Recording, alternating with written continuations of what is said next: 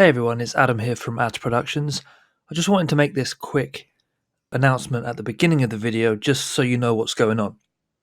Basically, this is my new podcast / tech news discussion summary type series that I'm planning to do. Well, I'm not planning to do it, I'm actually doing it, so this is the first episode. So it's called Caught in the Web. The reason for that is its whole purpose is to go through the tech stories of the last couple of weeks with my friends and discuss them, for then me to talk about with them in the form of a long form conversational podcast. I appreciate any feedback that you might have, so please be as critical or as complimentary as you want in the comments. We will look at every comment and take that feedback and adjust this to make it a show that both we and you enjoy. Thanks for listening to that. Welcome to Caught in the Web.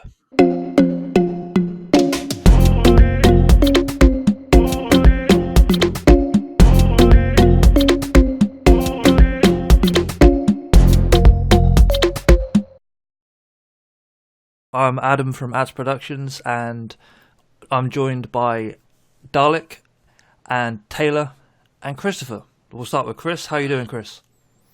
I'm doing very well.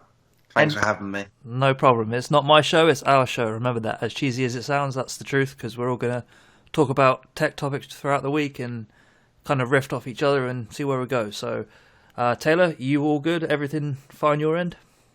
Oh, yeah. Perfect. You couldn't sound any more enthusiastic if you tried. And Dalek, everything okay with you? Yeah, man, loving life. That's good. Sounds like it, bro. Yep. Enjoying every minute. Okay, so I guess basically the whole premise of this show is to talk about the week or so's news, mainly tech news, and see what we think. So we'll start with the first story we've got here is YouTube says it can delete your account if you're not commercially viable. Yeah, I thought that was the case from the start. Well, I didn't think that was the case at all, but I'm not really surprised, to be honest. I mean, I guess recently in the YouTube world, Markiplier's fans have had their accounts removed. I think that it was either YouTube accounts or both their actual Google accounts. So if you've got everything attached to your Gmail account, you're pretty fucked. Yeah, I'm not really surprised, to be honest, but it's very unclear as to what's not, actually commercially viable, or I think it's basically just saying, like, if they can't make money from you, then we can remove you from the platform. I think that's the premise. The thing is, I do have a question about that though. When they say commercially viable, do they actually mean that in the bluntest form, or is it to do with like breaching the terms of services? Therefore, you can't actually be monetized because you've breached some sort of rule or whatever. Because it does say on the article that you got pulled up there, right at the bottom, where does it say? Hold on. If YouTube isn't making money off you, the company can delete your account. However, the current terms of service do not include this language. So is it quite as black and white as that, or is it more to do with the terms of services and the upload policies and so on, which they've been deleting accounts for years? I think half of it is like headline grabbing. I don't think it's as if they don't see you as use, they're just going to delete you. I think it's just technically speaking, they are able to do so if but it's a private company. Yeah, it's a private company. They can do what they want, right? They shouldn't have. I don't think it's going to come in a way where they're going to delete everyone who isn't commercially viable.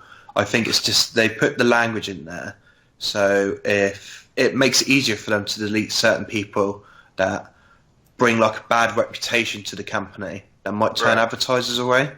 So people that keep posting videos that are quite decisive, sort of them niche markets, that like alternative right videos and stuff like that.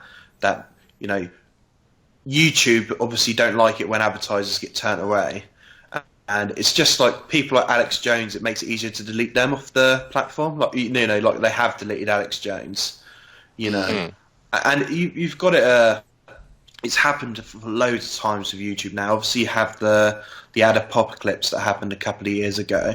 They were making big money off the children toys thing, and they had to stop doing adverts on children toys and such. You know, it's one of them things where YouTube for years now, you know, it's been reported. You can't obviously tell because they never released the profits of YouTube, but like it's been suspected for years that YouTube's actually never made a profit. So obviously it's just like the next step to actually try to commercialize YouTube and actually make money from it is obviously being able to delete people off it who turn advertisers away. I mean, to be fair, on that same note, there was something I saw recently. There's a YouTuber who he talks about a lot of political correctness issues, you know, and obviously some things get out of hand, and that's what he focuses on. So he's quite far right, I suppose you could define him as. And if you try and search his channel name on Google, like, he doesn't show up on the front page. Like, if you actually want to find any of his videos, you need to directly search his name on YouTube. You can't do it through any of the web browsers. He's not.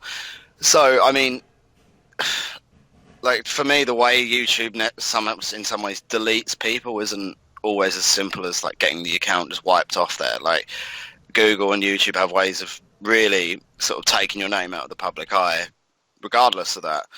But you know, I do agree with what Chris was saying, though, and that if they are trying to make YouTube as a whole like more of a profitable business, if you will, like how far are they actually willing to go with that? Like, is there also going to? Does that mean there's eventually going to be paid subscriptions just to use YouTube, or is it? I think there will be. I reckon so. I'm that's surprised. the way it feels like it's going. Because sorry to cut you off there, but look at the YouTube app on mobile. If you try and tab out of it, it will say, you know, you can't play a video while the app is closed. But if you buy YouTube Premium, it's like, oh, okay. So I think they're going to eventually bring that over to, you know, PC, and that's not a day I'm looking forward to. Yeah. Well, it's Go on, sorry. There's been loads of things that they've like changed recently, hasn't it? It's like you can now subscribe to certain YouTubers and see like hidden content that people who don't pay money don't see.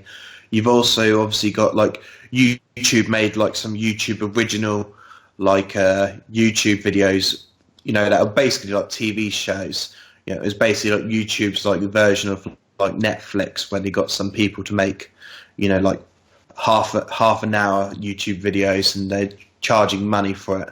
You know, they've done loads of things where they've tried to, you know, obviously try to make money off people through like a subscription service and all. As you said, YouTube Red and all that. I don't think it will work, to be honest, because I think, you know, when they try to make themselves something they're not, like YouTube can never be like Netflix, because YouTube never started like Netflix. You know, YouTube started as it's basically a social media for videos. You know, anyone can upload videos and you watch videos. On that same note, though, Amazon started as a bookstore. And Disney never started as Disney Plus Premium or whatever it's called. So it's like, yeah, I mean, I suppose you can flip it both ways. True. I think YouTube is a different beast, though. When everyone, you know, kind of associates it or talks about it, they never think of a subscription model, as it were. No. But, you know, I think definitely one day they will add a subscription of some kind, which I think they should have a long time ago, because YouTube hasn't been profitable, apparently, for a long, long time. Really? It's basically just not profitable. You know, because everything's free. Like, you can upload, you know, hundreds of you know, 4K videos and take up, you know, terabytes worth of space, all for free. And I think they should kind of make it where, you know, you can upload like 60 to 100 hours for free, and then after that, you know, you have to pay for it. That is a decent way.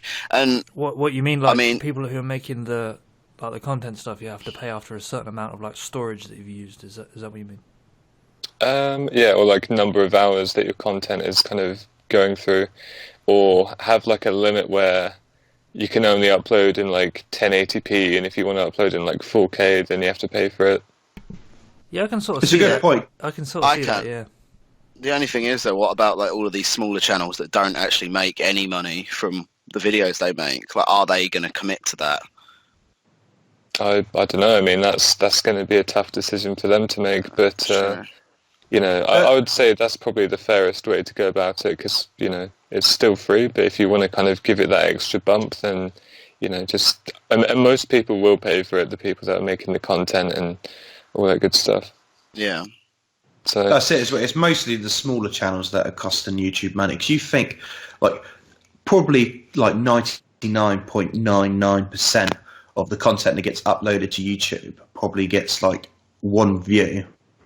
It's true though, isn't it? Most of the videos, the vast majority of them get uploaded to YouTube, get single figure viewership numbers.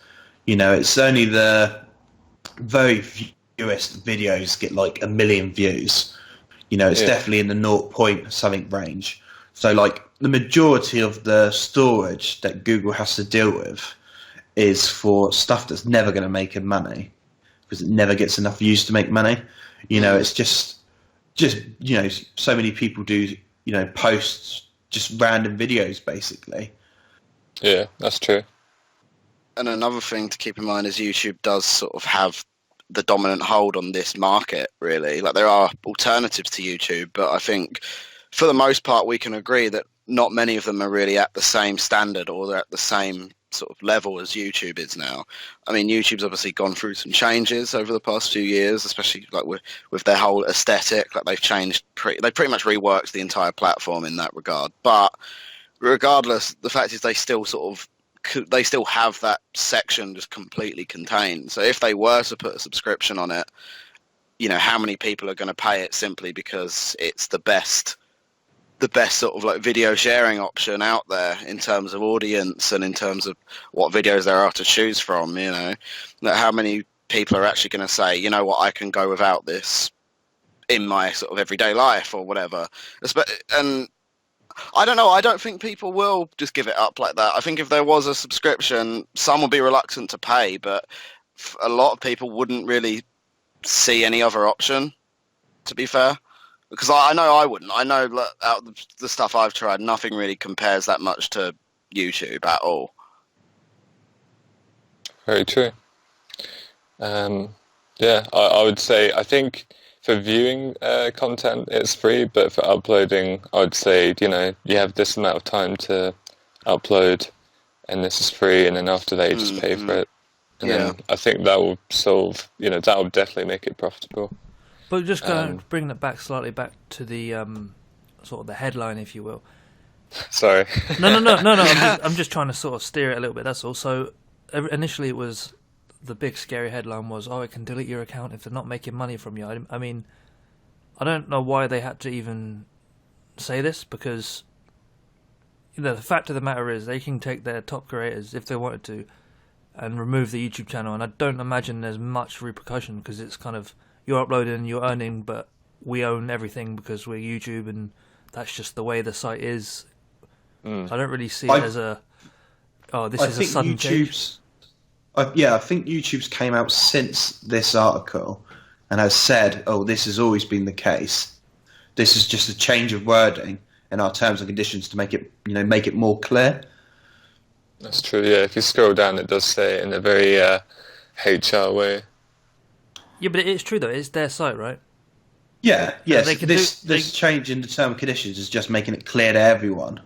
Just to let you know, at any point, we could do such and such, which, hey, I mean, I'm definitely not one of those people that, feels like YouTube owes me something, or owes anyone anything. Because it's at the moment, it's a free platform, right? Yeah, indeed. So, yeah, I don't really like the angle that people go for of evil YouTube are locking down this and that and removing content. Exactly. That's my. I mean, Dalek. Sorry. I mean, it might be free, but I mean, there's definitely a lot of bad decisions and horrible communication and support that has, ran through for. They're useless at that. Yeah, don't get absolutely. Yeah, absolutely. Let's not give them a free pass here. No, it's like this is the same company that announces things to the world on a YouTube channel no one really knows or cares about, and it's kind of like, you're a video sharing platform. The front page of your site is one of the most viewed websites in the world, but you can't share a message with the people that upload to it without putting it on some crappy YouTube channel. Yeah, It's just, I mean, look at all the it's crazy. YouTube rewind business. Like, it's just like Uh, you can you can see why in some ways YouTube isn't making money, like aside from how the platform works. I think the marketing decisions as well, it's just sort of, it's not really there. Like YouTube itself doesn't even have much of a presence on YouTube when you look at it, which is quite bizarre. There was one thing I was going to say, just coming back to something someone said a minute ago, I can't remember who it was, but I think it was you actually, Adam, you said something about the angle that people take, saying all of the YouTube is bad and YouTube is evil. That comes back to the whole commercially viable discussion, because there obviously have been big YouTubers in the past that get millions and millions of views. They've come forward and says, YouTube did this to me. In the video they talk about how evil YouTube is and how bad they've all done, and those some of those accounts have been demonetized, and I mean that technically makes you less commercially viable. Like if you bite the hand that feeds you and you say, you know what, I'm going to use my channel to drag the very platform I get paid by, of course you're going to get deleted for that. Like YouTube doesn't need someone who gets millions of views telling those millions of people that they're an evil company. Like a long time ago I was very against that. Like I was against that sort of silencing, but at the same time, if you ran a business like that, wasn't online, and you had people coming in or coming into your store every day, for example, and talking to every single customer, telling them how evil of a business owner you are, like of course you're going to try and get rid of that person, right? Yep. But like that's a big part of the commercially viable thing as well. Like you can't pay people and then you can't be paid by someone and have that person you can't expect them to be okay with you just like dragging their name through the dirt as well. It's sort of counterproductive. Yeah, and it's Oh, we all spoke at once there. I'll quickly say it. I mean, I definitely get what you're saying, but again, it goes back to the communication and the decisions they make. Like some of it is just really terrible and illogical, and had they done things properly in the first place, that would not be happening. I mean, there's a reason why in the past kind of few years, I would say many even big YouTubers are complaining now, is because I would say the issues that have happened to the smaller users that basically didn't have a voice, and now it's happening to the big YouTubers. And let's just say, I mean, they had plenty of time to see it coming. But again, like had Google or YouTube, whatever you want to call them, had they not made the decisions to make everyone angry and upset, then it wouldn't be happening.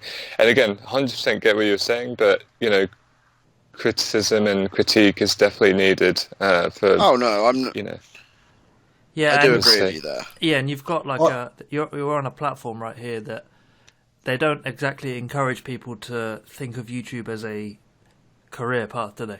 Because it's kind of anything could happen to your account at any time, but we really need people to invest their whole lives, or at least their full-time career, to do YouTube. But at any point, if you're not commercially viable, you could be disappearing from the platform. They don't really demonstrate that they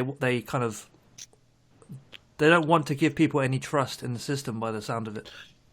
Well, that sounds a bit like any job, though. Sorry, Chris, go on.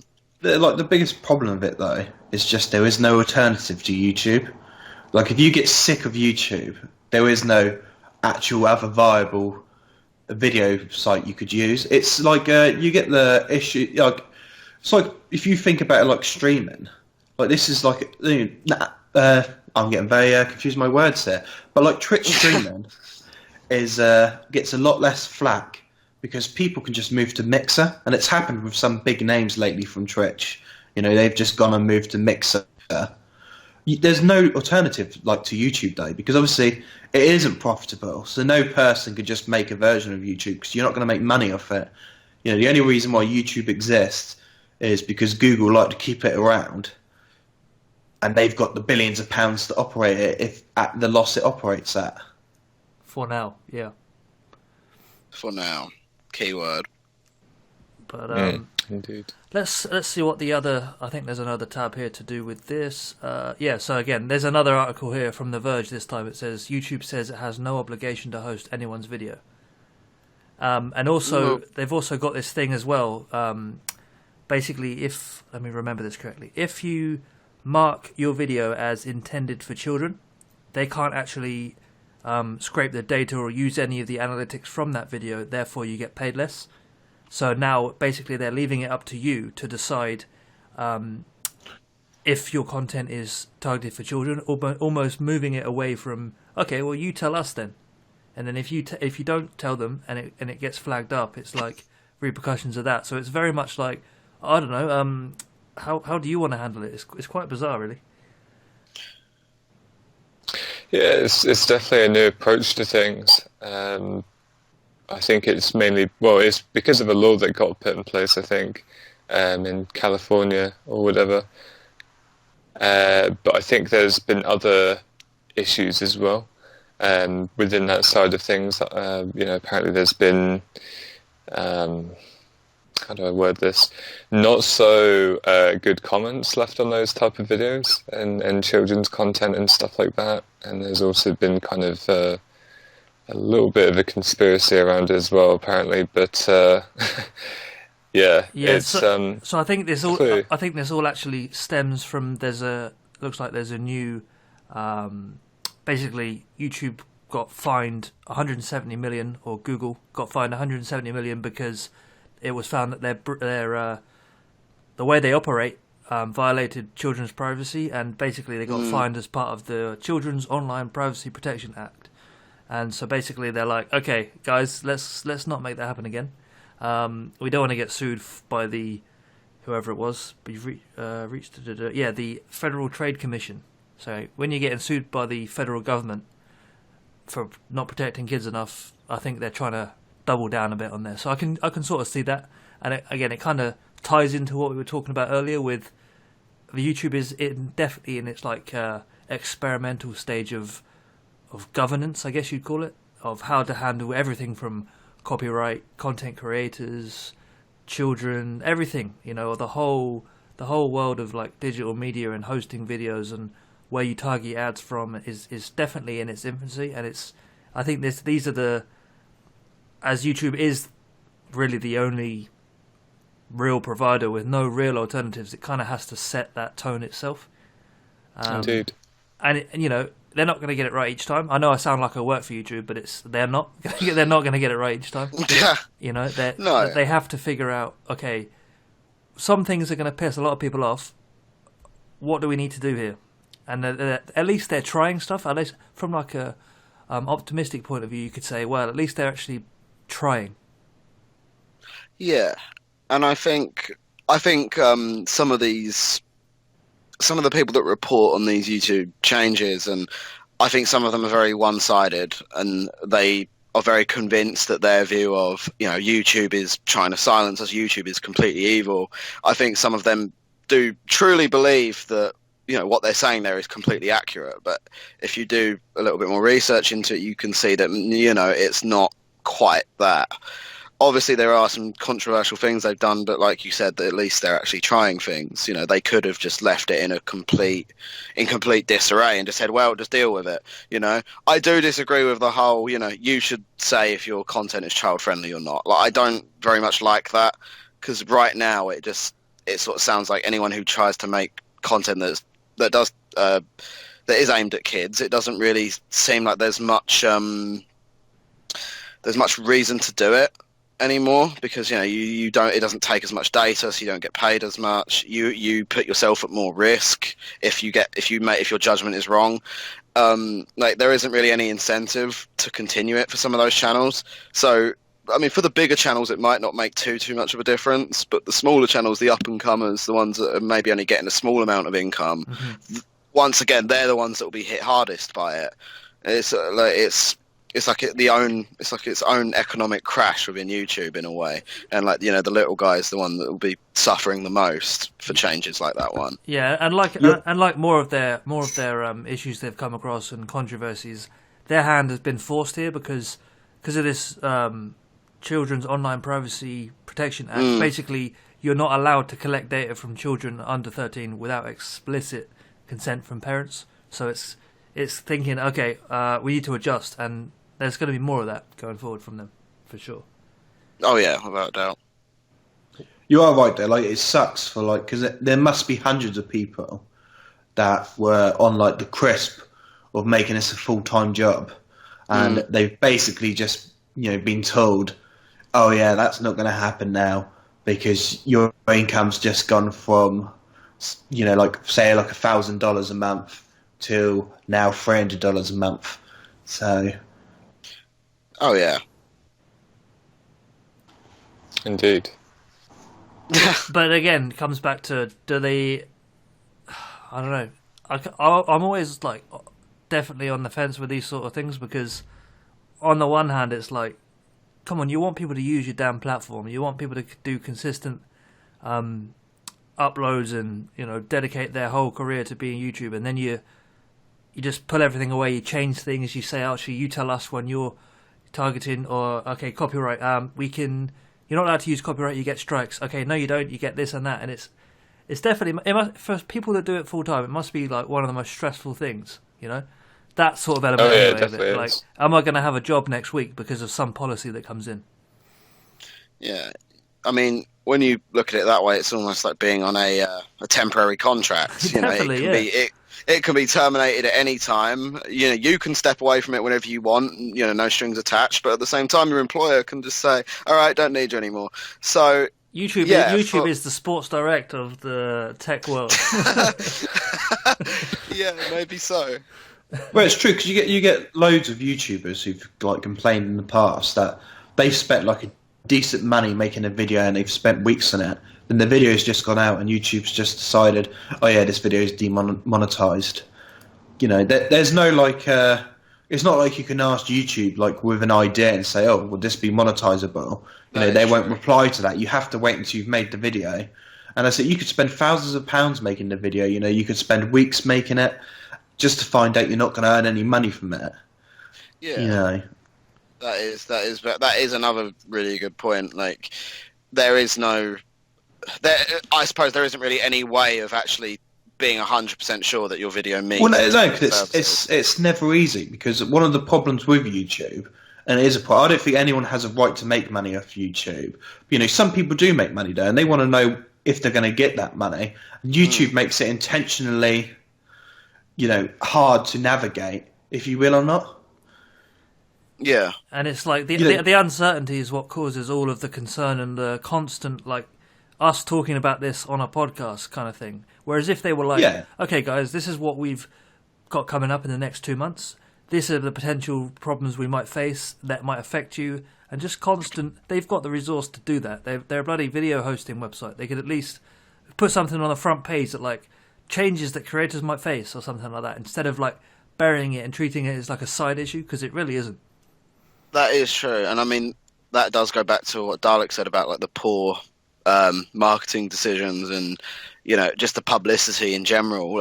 You'd think that a platform that is purely built for video sharing, you'd think that the people in charge would be making videos all the time and sending people all of these updates through video, but you don't hear any of that. You rarely see a new video from YouTube pop up. Every now and then you get YouTube Rewind come around, but then what do you see other than that? I can't really recall any videos outside of Rewind. Not anything memorable anyway. Yeah, it's almost like they're the leadership team at YouTube aren't YouTubers.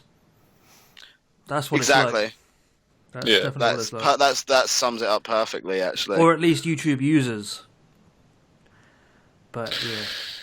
Yeah. Well, I mean, I could go into detail of the many, many terrible things they've done, but that'll be an entirely independent video by itself. Fair enough. We're about to cross the 25-minute mark talking about YouTube policies, so do you want to move on to another topic?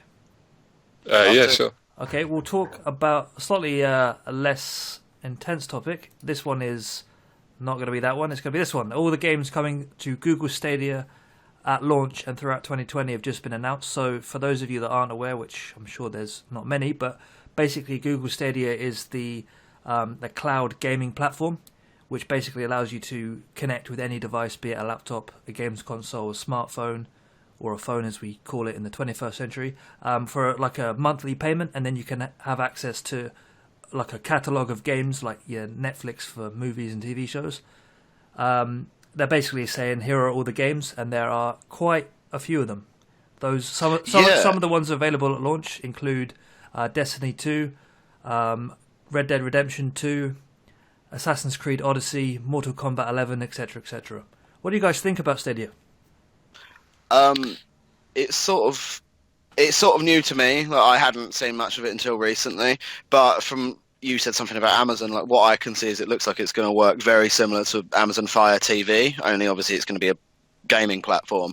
There have been companies in the past that have tried the whole sort of streaming service for games. You know, games on demand, if you will. Yeah, exactly. And through history, that hasn't necessarily gone very well, but I think Google has the resources it needs to actually make something like this very much mainstream, because I can imagine there's a pretty huge target market, or a target audience rather, with something like this. But what's going to compel someone to drop the Xbox or PS4 to use Stadia? I think it really depends. Like, is Google going to have cross-platform functionality, or like can you play with PC and Xbox and PS4, or is it going to be its own platform? Like, what's it going to be exactly? It really depends on some of that. Like, obviously we're going to need the first person to buy it, and then the first person's mate to buy one. But how many people are actually going to go through that? Yeah. Like, I don't think you're going to have many school kids, for example, saying, "Oh yeah, I'm going to get the Google Stadia for Christmas." Like, none of his mates are getting the Google Stadia. They're all getting something for the Xbox or the PS4, you know. So like, I think that will be their biggest obstacle, breaking in. If they've got a laptop or TV and they've got $9 a month, then they can. That's a pretty low barrier for entry. That is, but what about the hardware kit? It's basically a lot of the hardware requirements are due to network rather than actual device limitations, i.e. you can watch a 1080p YouTube video on a shitbox, right? Whereas you can't play a game at max res and max settings on everything. I think the idea is you're basically viewing the game and remotely controlling it from your home, so it's going to be heavily dependent on your network. So I think that's the approach they're going to go for. Hence, that it won't appeal to everyone, because lag is lag. Also, just on what you said earlier about will it be able to? You said cross compatibility and things like that, yeah? Yeah, cross multi-platform. Yeah. From reading this quickly, that's in front of me, that should be on the screen for everyone, including the viewers. There's also some of the games are going to have like different features, such as Destiny 2 having cross-save support between Xbox, PC, and Stadia. So I suppose it will be good to be able to pick that up on different devices and stuff. But it's going to be interesting if it's left down to the game developers, because not all of them are going to want, cross compatibility and what's the word I'm looking for? And reverse compatibility. That's what I was looking for. Yeah, I think. Yeah, and then there's also one other thing. I mean, if the hardware that the $130 hardware kit that they talk about, if that is going to be a lot to do with the network and everything, not everyone has good internet, and across the world, especially in America, for one, there is no obligation by the service providers to say exactly who will get their promised speeds. I think that's gone up to like 50% now, but it has to be 50%. But either way, there's going to be a lot of people across the world that may not even come close to the internet for this. And Adam, you might even know this one because you've got a PS4. Have you got a PS4? No, I just got a PC. I'm PC all day. Okay. Well, yeah, fair enough. Well, on the PS4 there is PS4 Remote Play, so you can stream it from your PS4 to your desktop or laptop, and you can control it that way. However, there is input lag sometimes. So the one thing they're going to have to test vigorously is to make sure that their hardware and everything will stop things like that. Because anyone who's like a serious sort of gamer to some extent is not going to tolerate like half a second of input lag. Maybe on single player, like that will.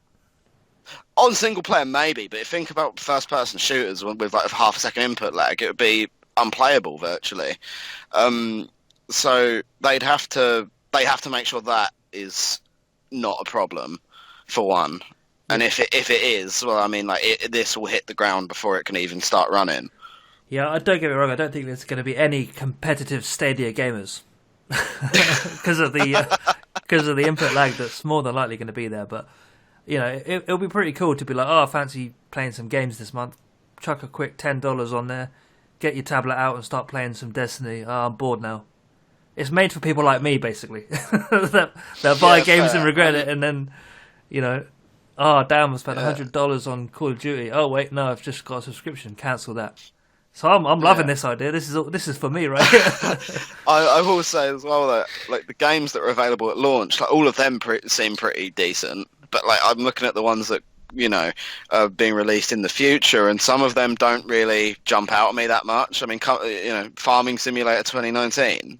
Like, I know some people love that, but it's like for a new platform, like some of these titles, like like Trials Rising, for example, like some of these games don't really, I don't know, they don't really seem very sort of, wow, look at this, it seems sort of very underwhelming to some extent. Like I get that like, a lot of these games have big audiences, but at the same time, the only one that really sort of screamed at me there was Red Dead Redemption 2. Like that's like one title people are looking for now, more than ever. So it's going to be interesting seeing which way this goes. Do you think it will ever get to a point where developers will be taking into account the cloud platforms and going, okay, so maybe they don't have as good response times, but we can compensate this with X, Y, and Z? Do you think they'll ever be considered, or always be, oh yeah, we'll put it on the cloud too and kind of see what happens? Or do you reckon they'll try and optimize it for the cloud ones? Hard to say. I think the only thing with cloud-based stuff now is it's obviously quite unreliable. Like the cloud service can go down at any time, really. So I really don't know. Like I think if this works, it's definitely a market to be developed on. But that's purely if it works. It's very ambitious. I will say that. I think you might be underestimating the cloud a little bit. It's been around for some time now. I mean, I know. Amazon, for example, run half the world on cloud, so it's. Yeah, well, I mean, all the cloud services are fucked when there's a solar flare. Hey.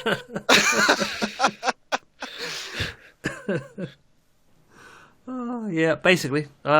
Just on a related note, there is actually a competitor to Stadia already. And that's really? Not that tab. I clicked the wrong tab. Bear with me, people. Where are we? Just going to refer to my notes. Bear with me, callers. As you can see, here at Caught in the Web, we are very professional. 1 second, Stadia competitor. Alright, just forget that ever happened. So basically they're coming up with their own competitor with more games, basically. And it's going to be called the... Oh, nice. Come on, ad blocker. Keep it on. Press keep. Microsoft gave a preview. I think this is the one I was looking for. Or we don't care about that. So yeah, basically Microsoft has said, coming at them and saying, alright, we can play that game as well. We've got the Xbox. We can do cloud. And do you think cloud gaming is actually the future of gaming, as cliche as it sounds, or do you think it's kind of just a gimmick to allow people on smartphones on the subway to play? I think it's a bit of both. Yeah.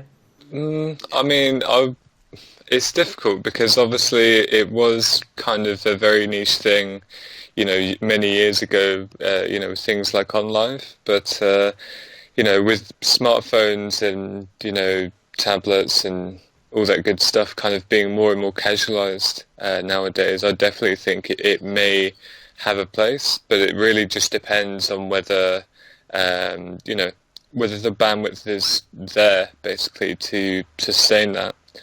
Whether you can play that on the subway, probably not. Maybe.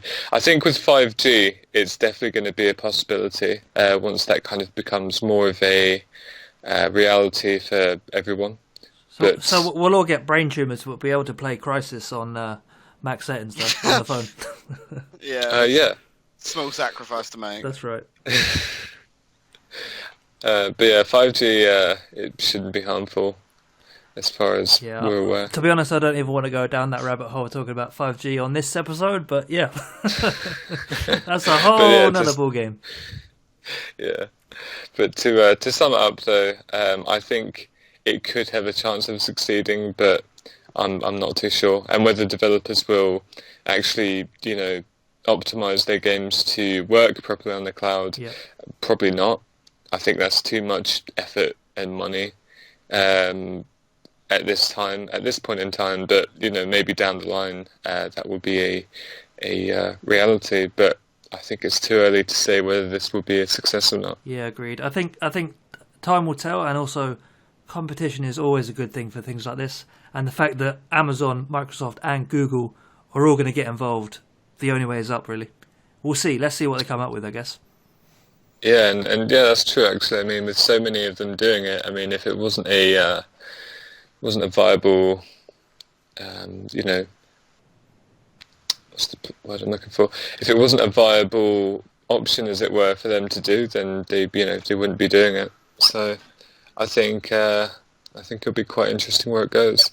Yep. Speaking of like Netflix type subscription models for things, obviously you've probably heard that Disney Plus has been around for not too long, but I think it debuted on a Tuesday, and since its debut, it's already got 10 million subscribers. Indeed. 10. It's all those kids. Yeah. It's all, and it's obviously a lot of people have gone back to reminisce, like, oh my god, all the Disney classics are there and I can watch them again. It's also that, I mean, some people have argued, like I've seen this on Facebook a bit, like, if you want to watch all of these movies, why not just torrent them?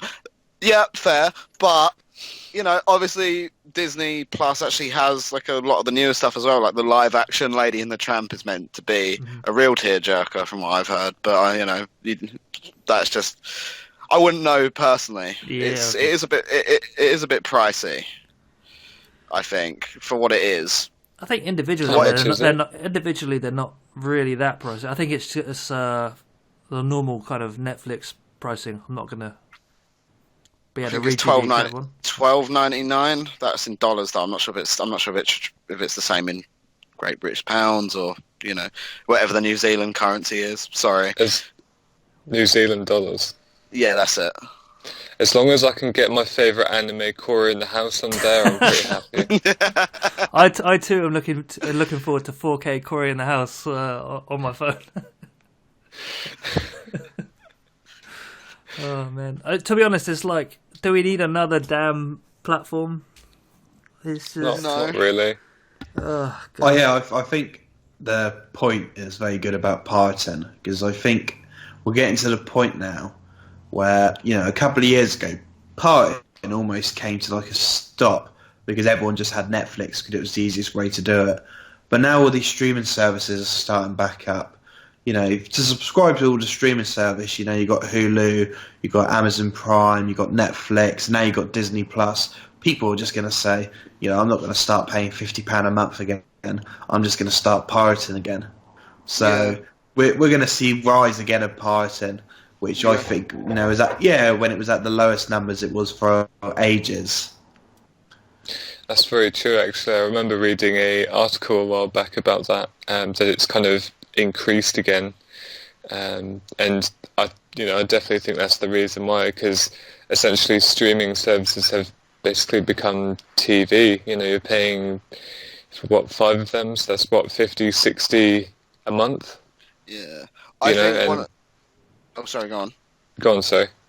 Oh, no, I was going to say, I think one of the, on the same topic, one of the final straws for me, for example, was with Amazon Prime.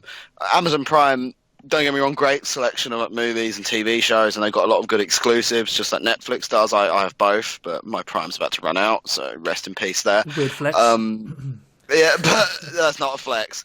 Either way, Amazon Prime, it was great up until the moment where you clicked on certain movies and it was like, this is not available on Prime, but you can buy it for $5.99. Or rent it for $2.99. Yeah, that's it, exactly. And I was just like, well, why? Like, I'm paying all this money for Prime. This is listed in the Prime section. Why are you then asking me to pay more money? Like, it's little things like that that are just getting like ridiculous. And there is obviously the issue of licensing as well. Like, Netflix can't get all of the shows you want to watch and all of the movies, and it's different across the world. You know, you've got UK Netflix and US Netflix. So I think that almost encourages people to pirate some things as well, because for some people, you know, they don't even have the means to actually access the stuff they want to watch, even with their subscriptions. Yeah. Yes, it's when they do that crap like, you want to share this account with more than one person. Oh man, you can't do that. And then they just go, they put some lock on your account, and basically with the going back to what you said about the catalog and things like that, I think the biggest problem with any of these services is you can have the nicest UI, the nicest website, it looks clean, it's very cheap. If it's got no content, people aren't going to stay around. That's just fact. Then the reason why things like Spotify and Apple Music, and if anyone out there uses Tidal, then God help you. But yeah, if the reason why they've basically single-handedly killed music piracy, I think is fair to say, these streaming services have absolutely killed music piracy compared to the levels that it was at, is because both of them have very similar amounts of music, and you've never had a conversation with somebody where they go, you know, I would use Apple Music, but they just don't have much in their catalogue. No one says that, because there's most music that people want to listen to is there. It's just how you choose what software you choose to use and what kind of, ecosystem you want to be in. Whereas with Netflix and Amazon Prime and Hulu and HBO Go and everything under the sun, the reason why they're like competing so hard for your attention is because there's not that agreement at a higher level beyond the services. We're talking like the studios and the licensed people and the lawyers and all the crap that goes on in Hollywood and all that rubbish. There's not that like communal agreement of like, okay, we're going to be able to put all of this content on the following platforms. That's not there yet, and I don't think we're anywhere close to that happening.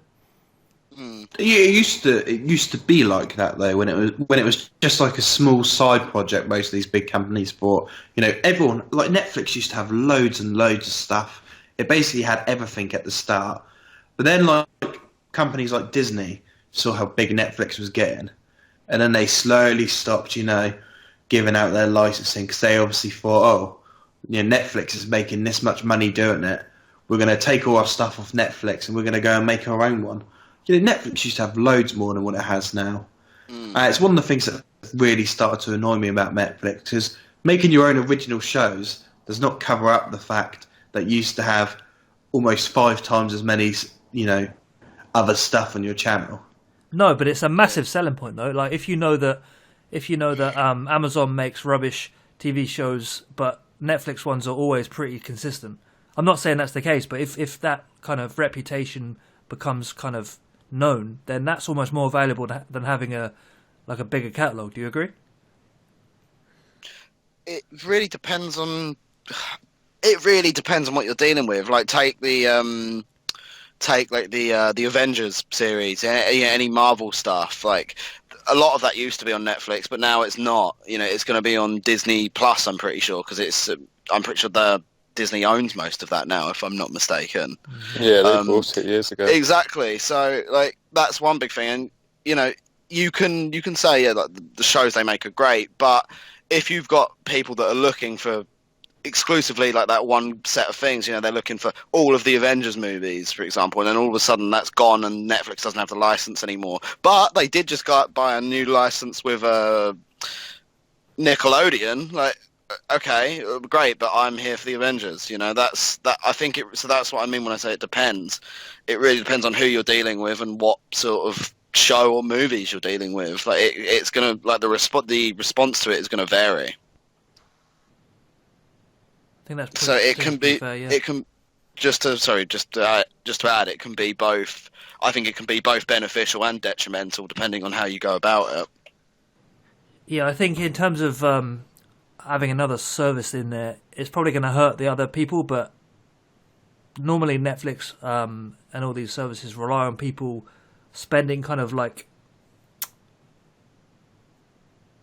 a little bit of money each month, and I think they'll have anticipated that. I think they'll anticipate, okay, what are we going up against here? What brings us apart from the other people? And I think Disney content in itself and the studio making a streaming service, that's pretty substantial compared to Netflix being like, yeah, we bought all this stuff from the bargain bin and we also make our own stuff.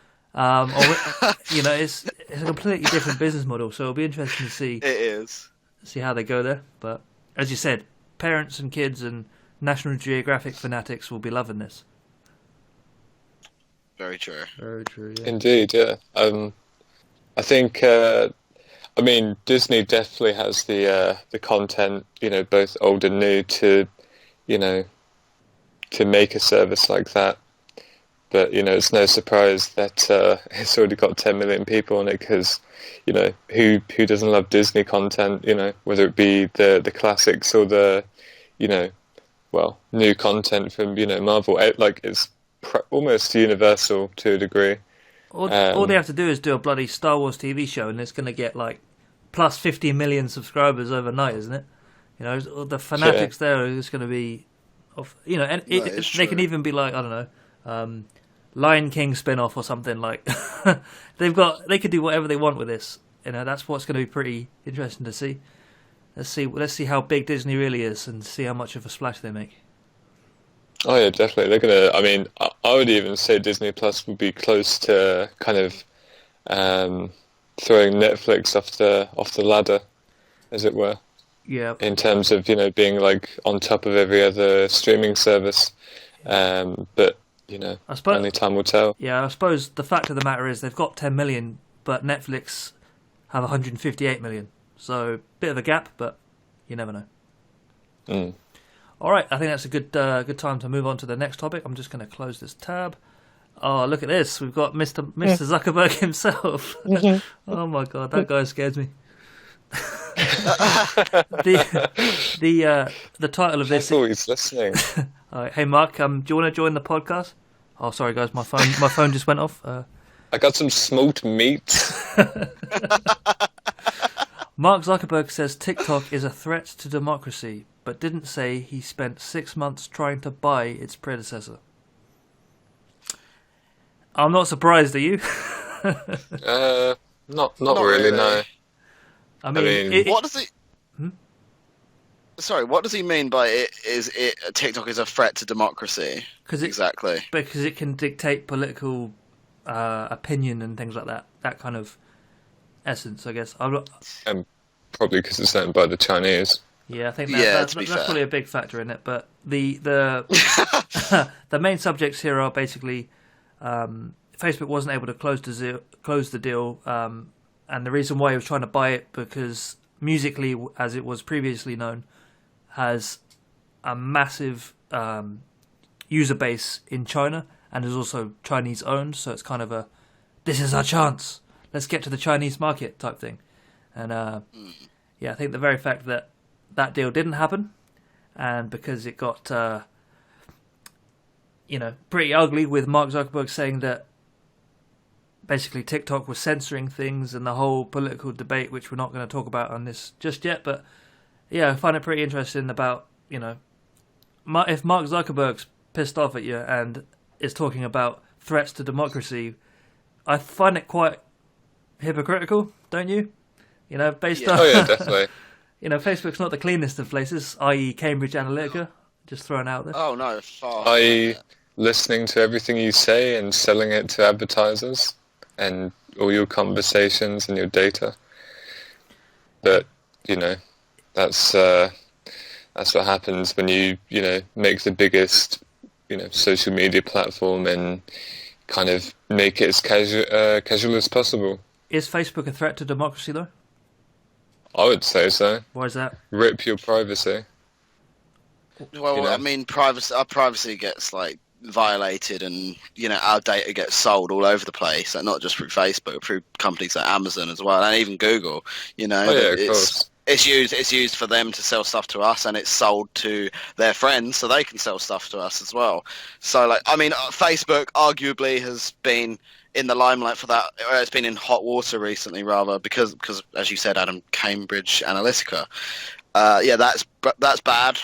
But, like, I mean, overall privacy is a problem in, like, pretty much every corner of the internet now, and it's not getting any better. And a big problem is, you know, a lot of people don't really care that their privacy is being, you know, mistreated in such a way.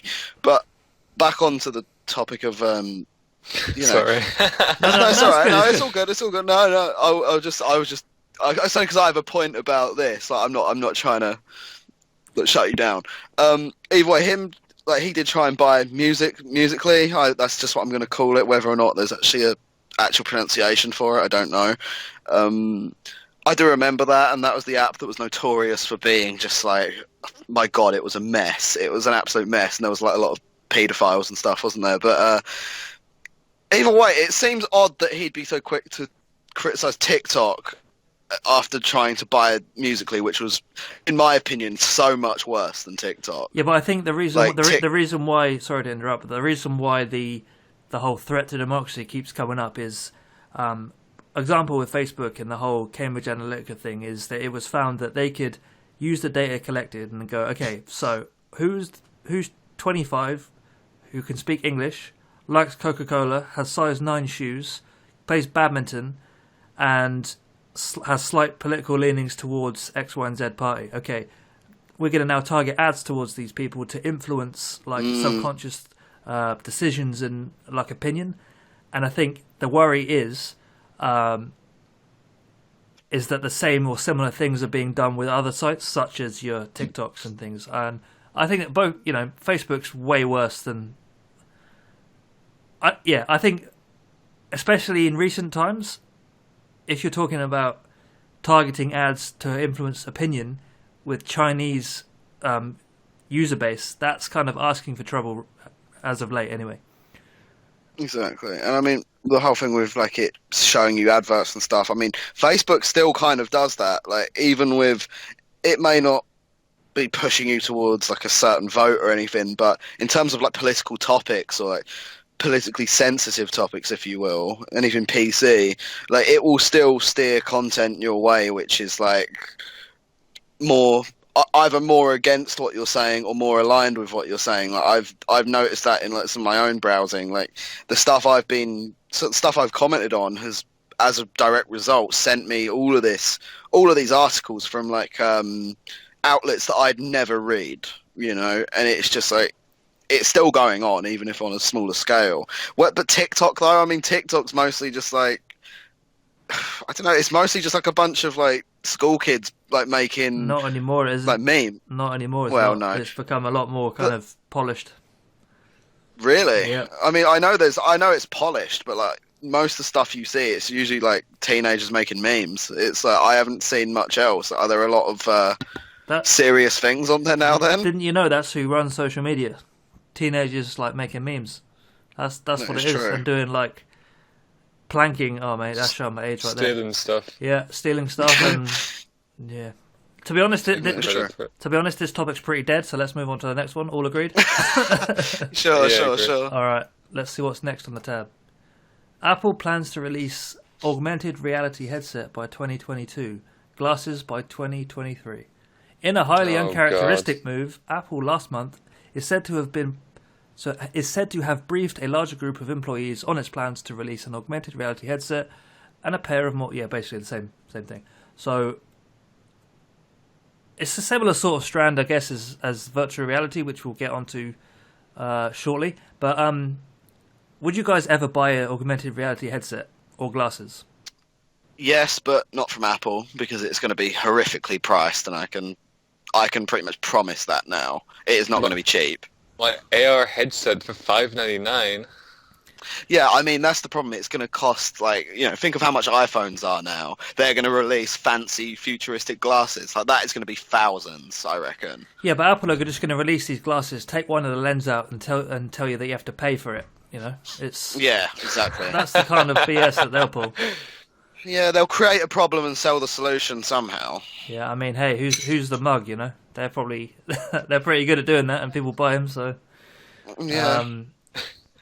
I suppose the only sort of optimistic thing I can pull from this is at least one of the big guns is actually trying to campaign this a little bit. It's a little, it's quite new tech, and it's not new tech, but it's kind of you don't. I'm sorry, you don't- are we forgetting Google Glasses? yeah, we are forgetting it, and we did forget it because I was what happened to just that? thinking of Google Glasses. Well, Yeah, they're still working on it, aren't they? I think they are, aren't they? I know they had to push the release date back, but I think they are still. Yeah, but Google have quite a consistent habit of cancelling projects halfway through. So Well, they might cancel it because isn't alternative reality we really think about it. It's just a gimmick, isn't it? I don't think anyone's actually going to be wearing AR glasses in the future. It's something that people will buy maybe the one time and it'll be like a fun thing to have attached to your phone. But it's not an actual thing I don't think people are going to be wearing. I think it's just a gimmick. I do agree with that, but with Google Glasses, I hope they don't cancel it, but I think if Google make Google Glasses like quite, well, as sophisticated as it seems they're going to be, or at least as what it looked like they were going to be anyway, if it's even half as good as what some of us might be expecting from Google, like, I think people will make quite a big use of it. I mean, if you're like me and you have poor eyesight, then you don't really have a lot of say in that because, I certainly won't be buying them. what happens if they cater to people with glasses with like a add-on that you can put on the side? Christ, well, that would be a whole new rabbit hole. Would Wouldn't you it? use it? But I would definitely give it a try, and if I found like use for it, then yeah. Like, I mean, it really depends on what it does. Like, I think if they did it right, they really could make it into quite a useful tool that people would use. But no one's going to want to walk around in the street like talking to their glasses. Like, hey Google, could you put this on my calendar? Like, you're going to look like a right muppet. So, like, there has to be. Oh my God, Google just spoke to me. That's embarrassing. But Hey, it'll be normal soon. Don't worry about it.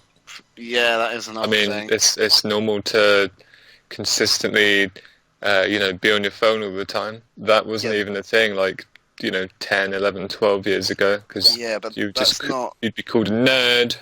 That's not the same as like actually talking to a virtual assistant like out loud, like walking down the street. Like, even sure, you see people walking down the street on their phones, but they're not reading out what they're texting.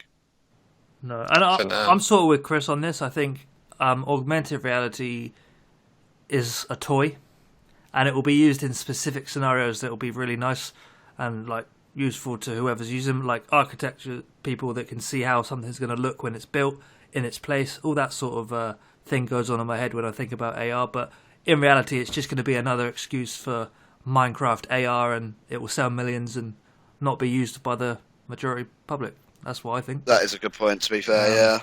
Yeah, I agree. It might be cool for gaming. That might be cool.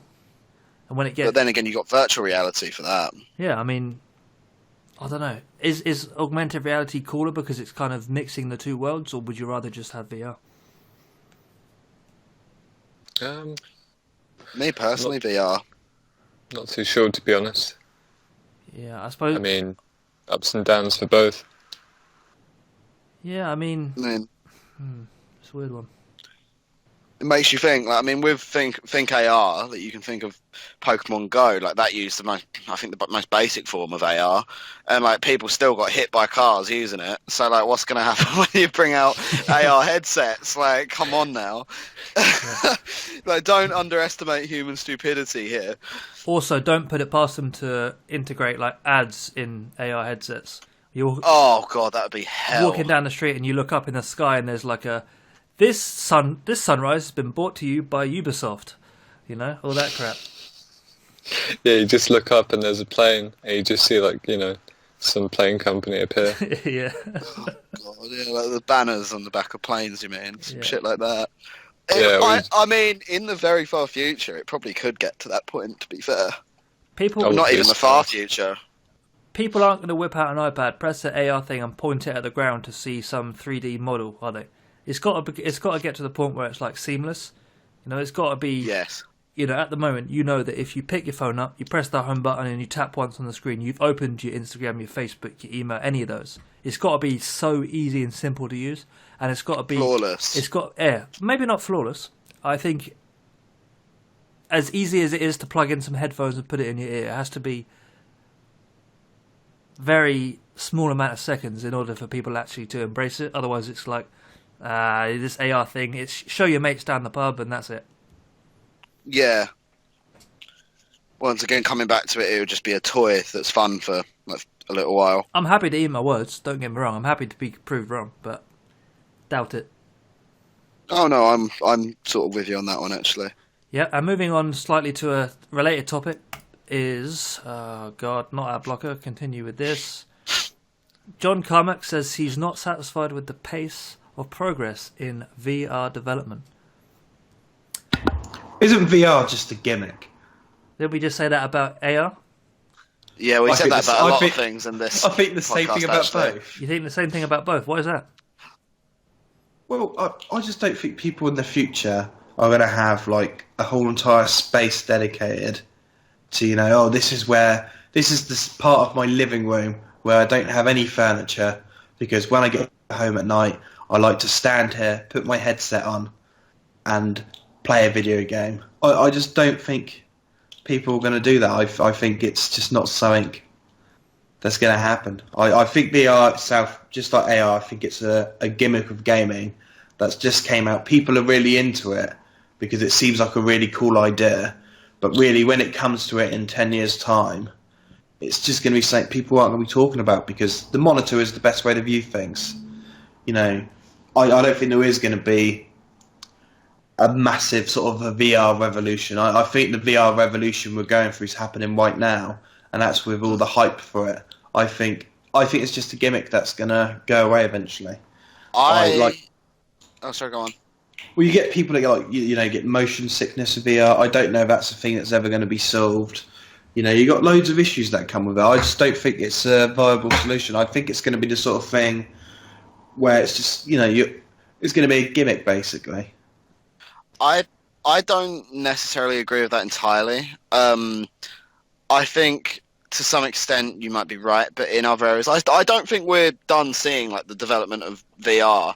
I mean, at the moment, obviously, it is limited by what other tech we have, so development might slow down a bit now that we've hit a certain point. But I do agree in saying that it's not going to be something that people dedicate like a whole section of their room to. I don't think it's going to turn into something like that. Not unless we can somehow incorporate like full body movement and tracking and so on and so forth. But I still think it's going to be a big market, especially as it grows more. Once better tech gets released and once it gets updated and all of these new headsets get brought out, a lot of big companies are still sort of trying to break through into the market with it all. I think, obviously Steam's got Steam VR and all of that. I don't think it's so much a gimmick, but it really depends on where the development goes from here. Because if it goes far enough, like, it could have a lot of uses even outside of gaming, So it's all dependent on what sort of progress the technology makes, I think. Only then will we really be able to see like what its true worth is. Yeah, I mean, I think personally that the secret to all of this lies somewhere between VR and AR. I don't think it's a put your headset on and plug into the Matrix with the sensors dotted around the room and the carpet dedicated to VR. I don't think that's realistic. The same as I don't think... Go on. Oh, no, sorry, I was about to say you are right, because a lot of I think it's mainly Oculus, they're making a lot of headsets now that no longer have the need to be plugged into a PC to work. Like, you download an app on your phone and then you basically have VR/AR right there. So I think you're right in saying that will definitely be one of the more future developments, because more and more headsets getting released are now like that, as opposed to being like full PC setups. Yeah, I think the biggest kind of breakthroughs will be in terms of the video conferencing capabilities of VR and AR.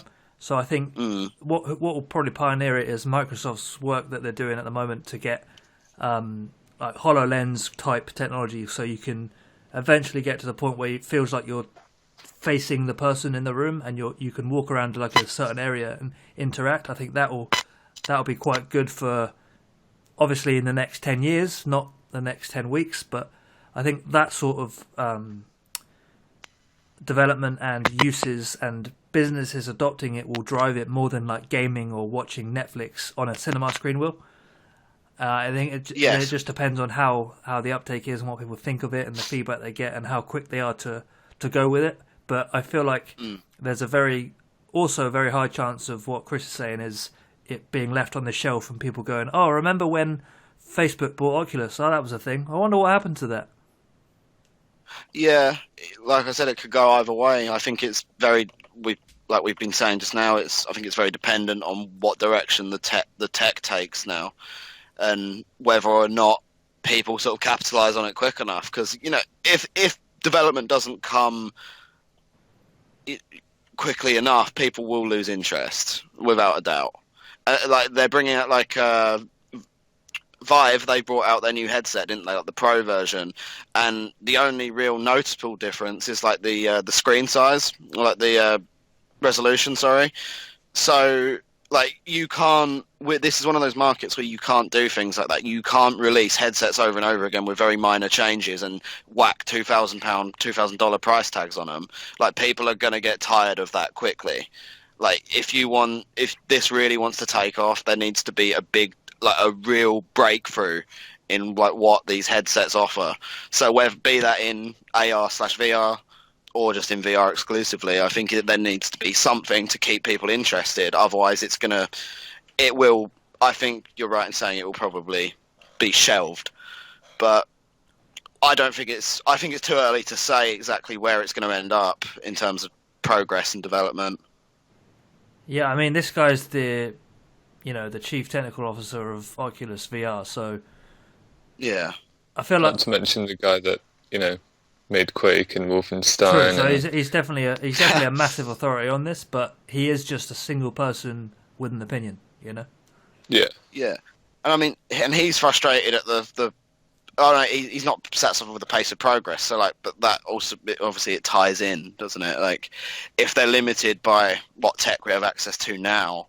Like, what can you do about it? Like, it doesn't matter who he is or what he does. Like, it doesn't matter if he's not satisfied with it. Like, it might be in a position where it just can't really go anywhere right now. Hey, you never know. Mark Zuckerberg might come along and be like, I found a use for it. And then be able to, like, use a VR to sort of, I don't know, some weird, look through people's profiles virtually and stuff. Nah, you can imagine Mark pulling a stunt like that. Here at Facebook, we're proud to announce the new stalking feature where you can go into the same location as the person and look through their window at all their family photos. Isn't that great, guys? We're coming closer together as a team and as a community. Poor Mark is getting bullied in this podcast. Jesus. Mark's used to getting bullied, even by to be fair, senators, Yeah. Yeah, especially Senator.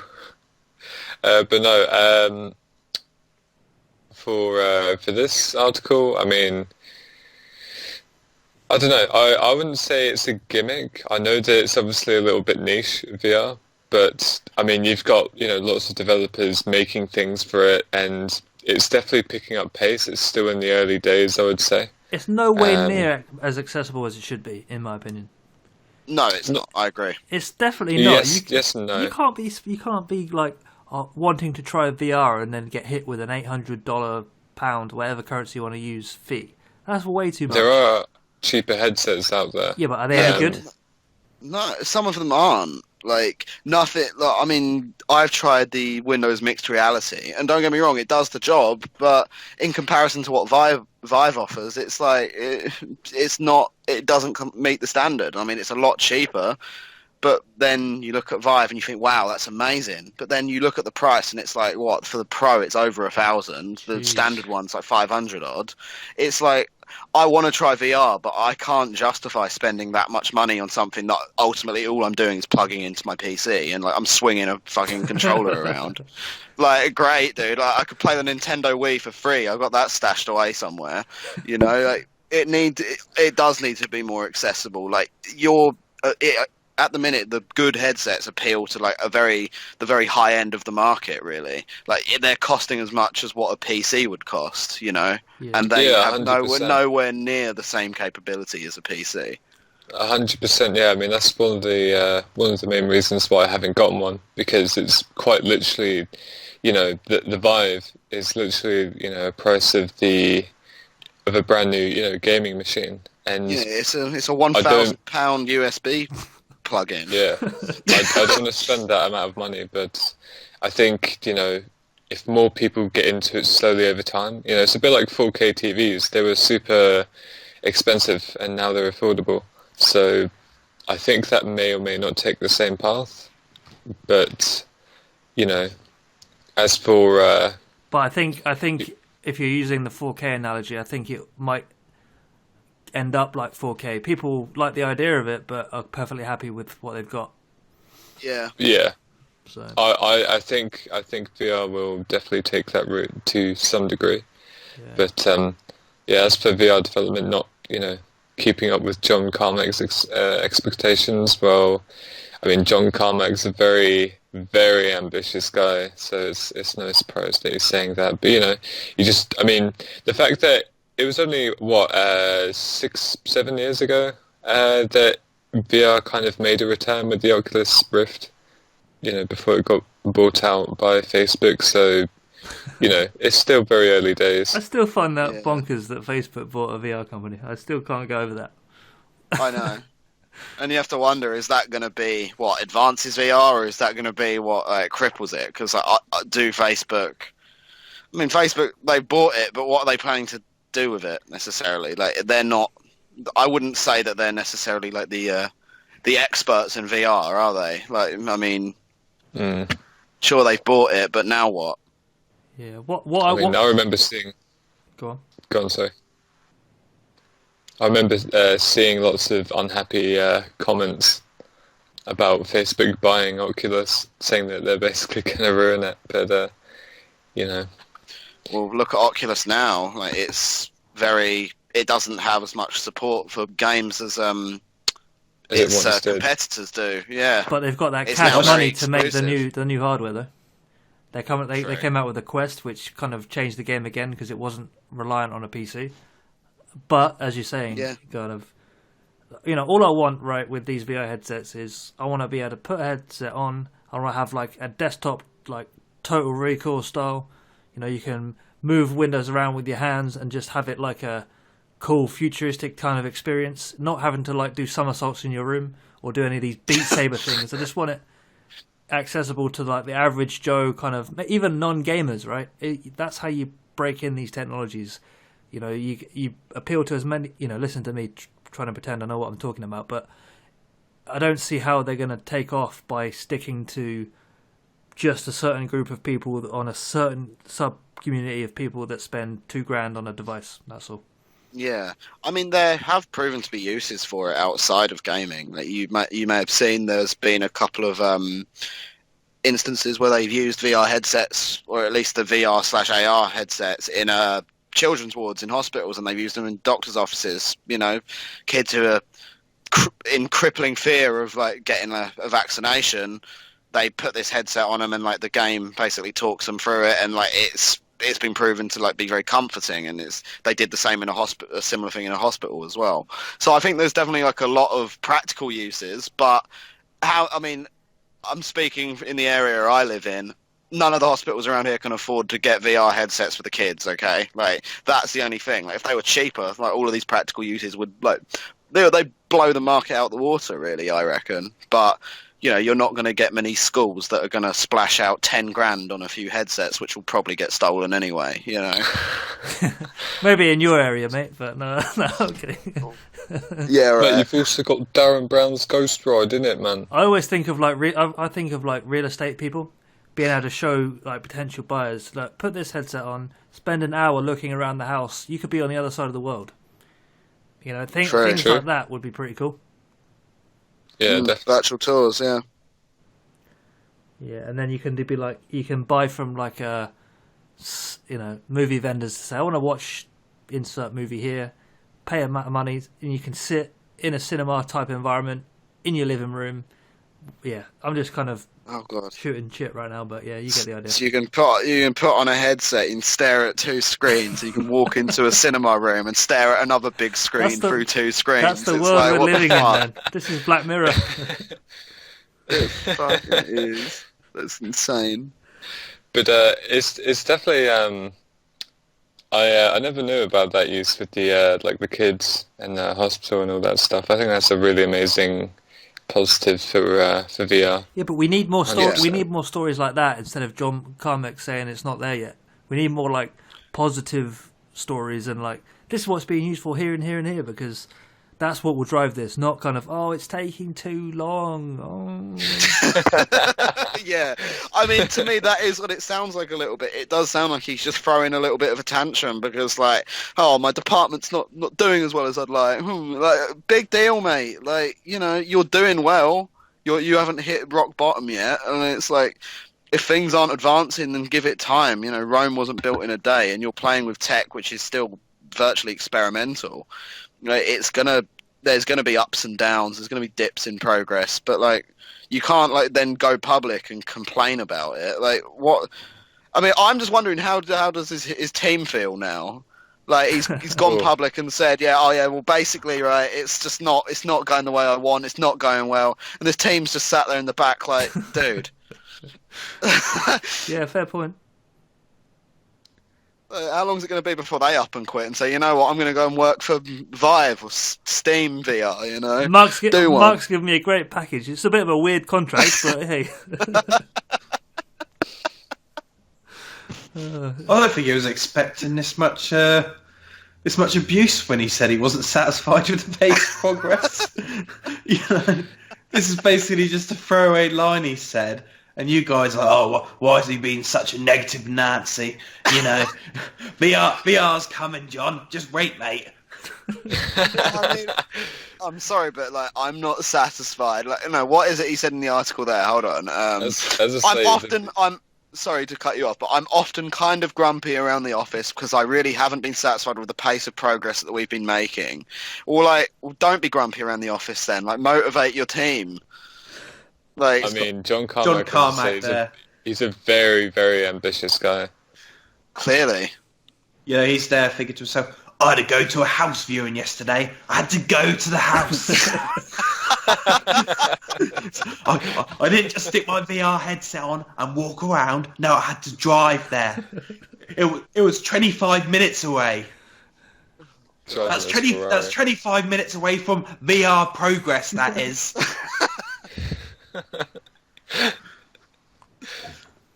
I had to go to the cinema.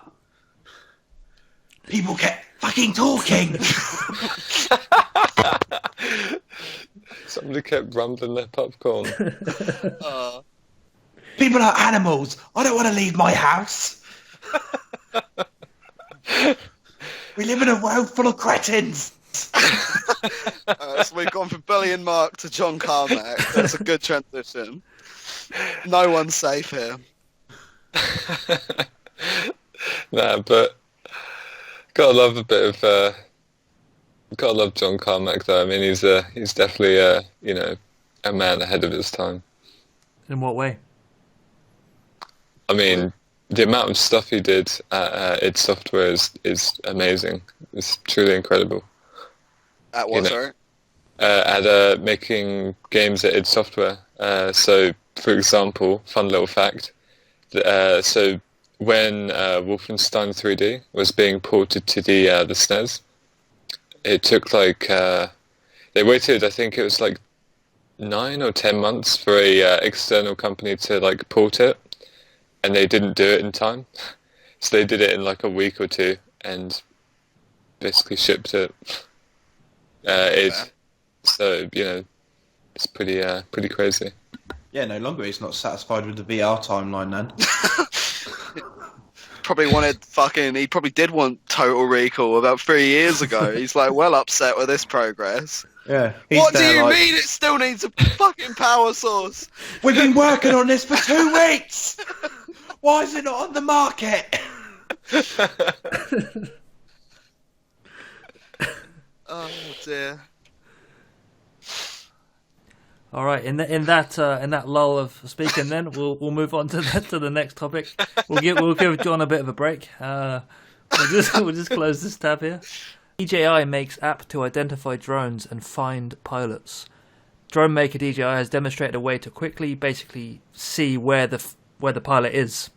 I think this is due to the recent controversies of morons going near airports and flying drones around just to get that good shot. I mean, that's pretty cool, to be honest. I mean, depends how it's used and if you're going to be able to hack past it, but damn. Well, I mean, as it is with any technology, I think this is going to be hackable. Like, I don't think there's such a thing as like an unhackable software per se.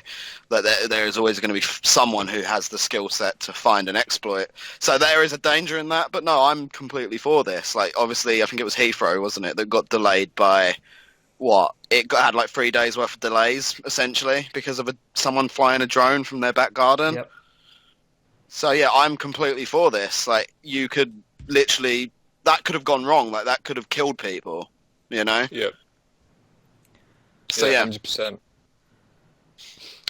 What I would say is, again, whether this can cause a privacy or maybe a security issue, that's a entirely different thing in itself, I guess. But, I guess like a lot of things, there's good sides and bad sides, but I would say it's more of a positive.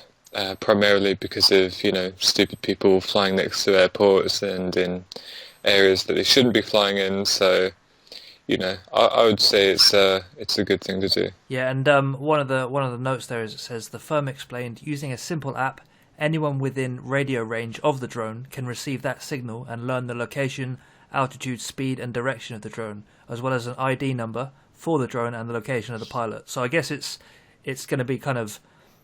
Someone hears like a zzz and they look up and they go, oh damn, what the hell's that drone? Like if it's someone flying over your house, let's say, they'll be able to quickly go like, okay, is this person at this park? I suppose that will be kind of, it's just some hobbyist guy in the park just pissing around with a drone, as opposed to being in some creeper's apartment.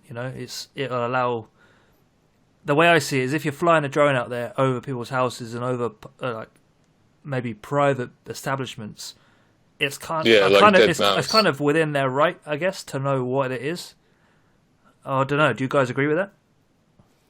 I would agree with it. I mean, Dead Mouse, for example, has had like a drone like fly above his house and look into the windows and stuff. And he's actually gone up to the guy who was doing it, and he's like, "What the fuck are you doing?" Basically, and he's like, "Oh, I'm just flying my drone and just acting all like kind of careless, I guess." So.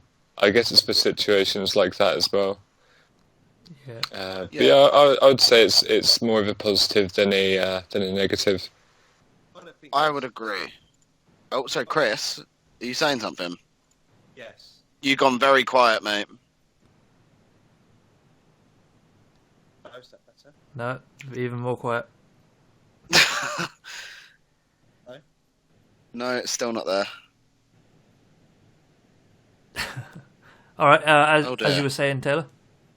Sorry, yeah. So I was saying that another big danger they've been talking about with drones now. Obviously, as drones are getting better and better, like I saw, you can get like the little cheap drones for like 80 quid, right?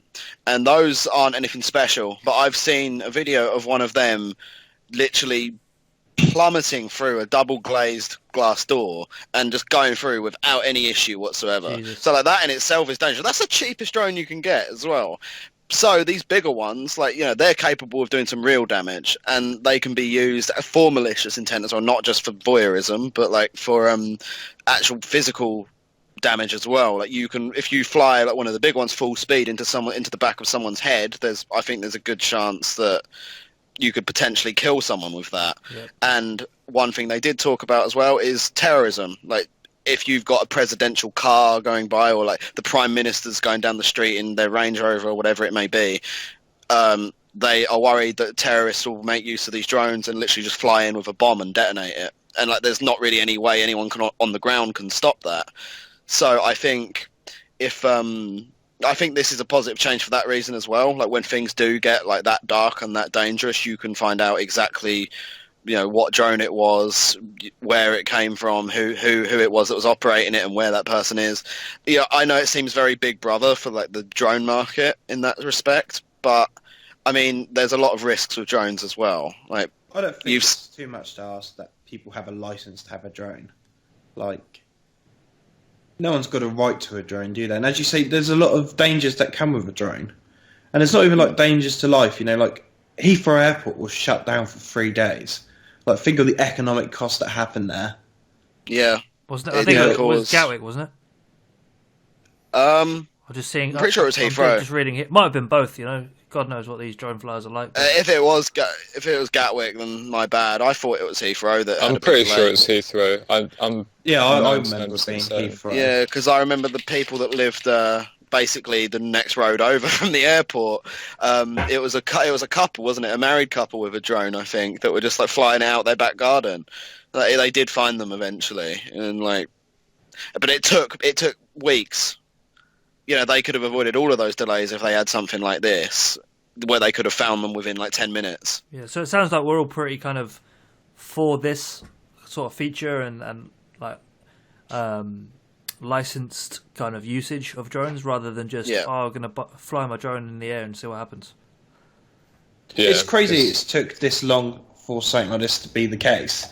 And you think drones have been out now for like ages and ages and ages. That's even just like the commercial ones, though. Like you had like drones before that, didn't you? It's just within like the last 6 years it became like a big thing to like the everyday man, and it's just been like unlicensed. And as you say, like all it takes is one person with a drone, and they can shut an airport down. If you had some like nefarious intent, if there was like a group of 4 of you, 4 people, 4 drones. In like the UK, that could cause absolute havoc. Because imagine if you shut down not just Heathrow, but you did shut down Gatwick, London Airport. About like 80% of the UK's flying traffic goes through like just them 4 airports around London, and like you could just shut that down. Yeah. It is. I reckon there. Yeah, I think I do agree with you on that one. Like what happened to Heathrow, Gatwick. Still unsure which one it was now. Whatever happened there, that could Heathrow. Okay, so it could have been so much worse. It could have gone to Gatwick as well, and then it could have gone to. I think there's is there a big airport near Manchester? Is it? I think. Yes. Yeah. So if it went up there as well, if it all happened at once, like we'd have a situation on our hands, and in terms of licenses, I think for the little toy ones, maybe not. But the bigger ones, definitely, because I remember someone told me about one of these bigger drones before, and it's all made up of like some of it had carbon fiber on it, I believe, and the blades were all the blades weren't plastic. We'll say that, and they've said that one thing that's happened. I think there's been a couple of times this has happened with drones like that. So someone's been flying it on a field, flying it close to the ground, and then someone's dog has ran up and jumped and bit it out the air. And obviously these spinning metal blades would, cut the dog to ribbons. So, like, even to avoid like things like that, I think licensing is completely necessary because the bigger ones aren't necessarily toys. I wouldn't say so, and they are dangerous if used incorrectly. I'm going to use that as a segue. Speaking of dangerous if used incorrectly. Ring doorbells had vulnerability leaking Wi-Fi login info. Researchers find. Amazon's video doorbell sees who's at your doorsteps. For months, anyone on its open network could have seen your username and password. What could possibly go wrong with a Wi-Fi enabled doorbell with a camera on the front? Indeed. Yes. I mean, there's a lot of these out there as well, isn't there? Like, there's a lot of digital doorbells, and like that's the problem. I think that's why things like this happen, because they're so mainstream now. Like, they're not even that hard to actually make. So like your average Joe can make them, loosely said, and they are gonna, they're gonna put into it exactly what they think it needs, and they probably don't think much about the security. Some of these producers, because they go on Amazon, type in Wi-Fi doorbell, and you'll get dozens of results. So I think that's probably what the problem is at the minute. Like, you're getting perhaps brands that are a little bit cheaper, and they're cutting out on major things like this, because I don't think any big company would make something that had that big of a flaw and not notice it before they sent it out. I suppose you'd be surprised though. You would be. We've got to meet deadlines, got to get this product out the door. Don't worry about that, it's fine, they won't notice. Bang. Yeah, it's true. I mean, look at Windows. Yeah, feels like every week. Yeah, that's not wrong. Yeah, I mean, personally, I wouldn't. I don't know, actually. I've always thought about the idea of having one of these, just because when you're away from home, say, you can look at it through your phone and whatnot. But I suppose at least you can see who's stealing your TV. I guess at least you get it in 1080p. Yeah, exactly. Yeah, but I mean, I think it's a bit unnecessary, having all these cameras and stuff. It is. Look out your window, dude. I mean, no, that is a bit of an exaggeration. It really does depend. Someone like me, I wouldn't get one. I can lock my door. I can see outside roughly, and I know if there's going to be someone coming to the house. I know when to expect someone, right? If you know when someone's coming, and it's really complicated, actually. I've just thrown myself into a moral dilemma. I guess the question you need to ask is, it's not a case of, yeah, sure, you can go to the door when you're at home, but if you're not, it can be, I guess, a good deterrent for some people, because they think, oh yeah, better not, there's a camera there, Yeah. But that's true. It just, I guess, it depends on the person, where you live. Maybe you want to spy on your wife, see if she's going out and, not being morally correct. I suppose if you've got to buy a device to do that, you've got bigger problems than your Wi-Fi password being leaked, I guess. Yes, definitely, yeah. I think there's many uses for the device, good and bad, like everything else. But it's sorry. But I'm not really surprised that a device like that, especially since how big it's become, every device like that, and every bit of, I guess, hardware and software out there has its own kind of flaw. It's no surprise that it's there, but it's, given that it's meant to be a secure device, or a device that increases security, it's ironic at the same time, and it shouldn't be there. But hopefully they should fix it with a software update. I was going to say, I suppose that's one advantage of having sort of unsecured devices, but connected to the internet. You can quickly push out an update. Like let's say changing the device completely. Let's say a Tesla has a massive vulnerability that means that when someone walks up to the car and starts singing "Never Gonna Give You Up" by Rick Astley, all the doors open at once. If that were to happen, they can just go, "Yep, updated, done." Force the update to people, and that's fixed. Whereas if it's a hardware problem, then that's a whole other ballgame. Oh, yep. Exactly. And obviously with that as well, not everyone's going to think to sort of return the inefficient version if they don't know about it. So there's a lot of risk there. But on that same topic though, you probably all know about the incidents that have happened with the indoor in-house cameras, CCTV, IP cameras. There's been several cases in recent years, and there was one where they'd set up a camera in their two daughters' bedroom for some reason, and they eventually found out that thousands, I think, or at least hundreds of people had been tuning in and watching their kids sleep and fucking play and undress, whatever, which is pretty messed up, and they didn't even know about it. They said, we didn't even know that this was going on. We didn't even realise this was possible. And then obviously they got rid of it straight after that. And it's Like I think you're gonna have that sort of ignorance with things like this as well. Like I don't think people are gonna look at it and say, "Oh, that's cool. I need one of them," and they're not necessarily gonna consider what could go wrong with it. Yeah, but any Internet of Things device is going to have, some sort of responsibility of the owner to be like, okay, maybe I shouldn't, make my fireplace automatically come on when connected to Alexa. There's a sense of like, don't be an idiot with these devices. There is. I don't think that's the case with this, though, Mike. I don't think the average consumer needs to be like a cybersecurity expert. No, of course not. No. This is a product that's owned by Amazon that you've brought. Like, when you buy it, you should expect it to be secure. Like, I don't think it should be up to the consumer. No, I'm with you. I definitely agree, yeah. Make sure it's the case. Like, obviously, like, you're right. If some things you do need to be careful of, but something like this, you shouldn't have your Wi-Fi login details given away so easily, should you? Like, this sort of thing should be almost 100% secure. Obviously, not everything can be 100%, but it should be close to it. It's owned by Amazon, for God's sake. Is this one owned by Amazon, or is this one a company that Amazon sells for? No, Amazon owned Ring.com. Yeah. Oh, really? Oh my God. Yeah. Okay, that is terrible. But yeah, I suppose they're not. Even if it's owned by Amazon, so it must be fine type thing. That I agree with you. There's a whole kind of trust thing that comes in there. But they're not immune to things like this, right?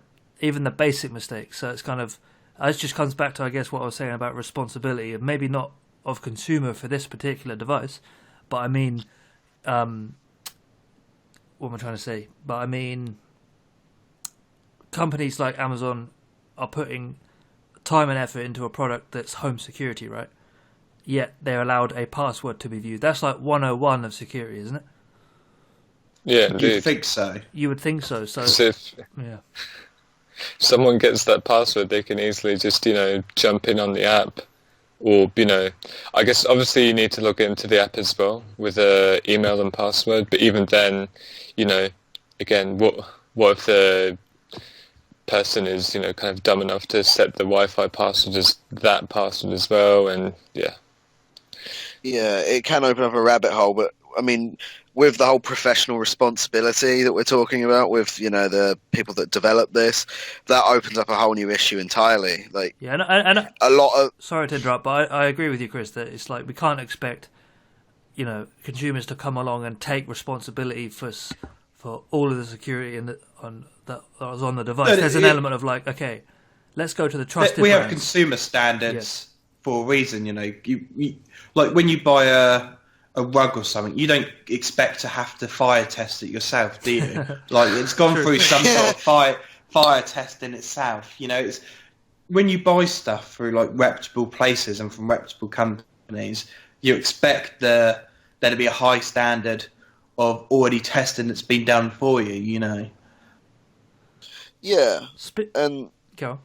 that's sorry. I'll just my sort of main final point on this is like I was saying. Yes, the company that makes something like this, when it deals with sensitive information like Wi-Fi passwords and whatever name, age, anything like that, I think it is more the programmer and the main developer's responsibility to actually ensure that it's at least reasonably secure. Like, this just seems like it was completely like useless at defending against that. But looking at this article, and like I said, it opens up a whole new issue of, most programmers nowadays are taught, most developers are taught, if they went through an education for it, are taught about, that responsibility, and they're told about the code of practice and, what sort of laws they have to abide by. But what a lot of big companies now, like Boeing did with the 737, that's a different thing though, they hire programmers which are willing to work for $9-10 an hour. So if you're going to cut corners on sort of what sort of professionalism you're putting into your product, then you're going to see flaws. Like, anyone who knew anything about sort of web security and worked in that area as like a development expert, if you will, they would have known to fix that. Surely they wouldn't. That would have been the first thing they looked at when they thought, it's going to be a Wi-Fi doorbell, like security. Yeah, I suppose in all fairness to Amazon and Ring and everything like that, we don't actually know exactly what the vulnerability was. It could be the most like complex, hidden kind of speck of hole in the system, compared to like a plain text notepad file with password 123 in there. We don't actually know the details of what happened. We just know that it happened. So potentially there could have been a very, very highly skilled person that found this, that using some tools and certain combinations and certain vulnerabilities managed to get in. But I suppose scroll down. I suppose that doesn't really matter about the end result is there was an exposed password. It doesn't matter how it was got there, but we don't know whether it was, oh look, a notepad file, or oh look, 7 hours of hackery on the device managed to find it. Yeah, I know what you mean. Dalek, what was it you just said? Oh, I said scroll down, just to see if maybe there was info about it, but I don't think there is. And also it says it isn't the first time Ring has had a vulnerability in its video doorbells. I mean, get stung once, then a couple of times. Who do you blame? Yeah. Okay, I feel like we should move on to the next topic. Everyone in agreement? Yeah. Okay, so we're going to go on to the light topic of, can AI destroy humanity? I would argue it definitely has the potential to. Yep, this website's going to block me out, so you know what? We're not even going to go to it. So let's talk about that then. So, can AI destroy humanity? Why do you think that?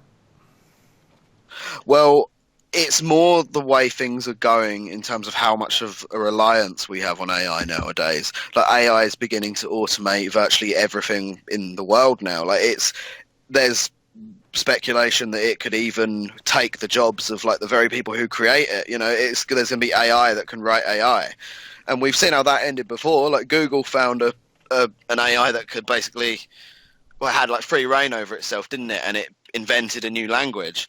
And I think the biggest danger to humanity, although there's a lot of positives, like in sort of smart agriculture and farming and more one and the same, but livestock and things like that, like there's a lot of good to come from it.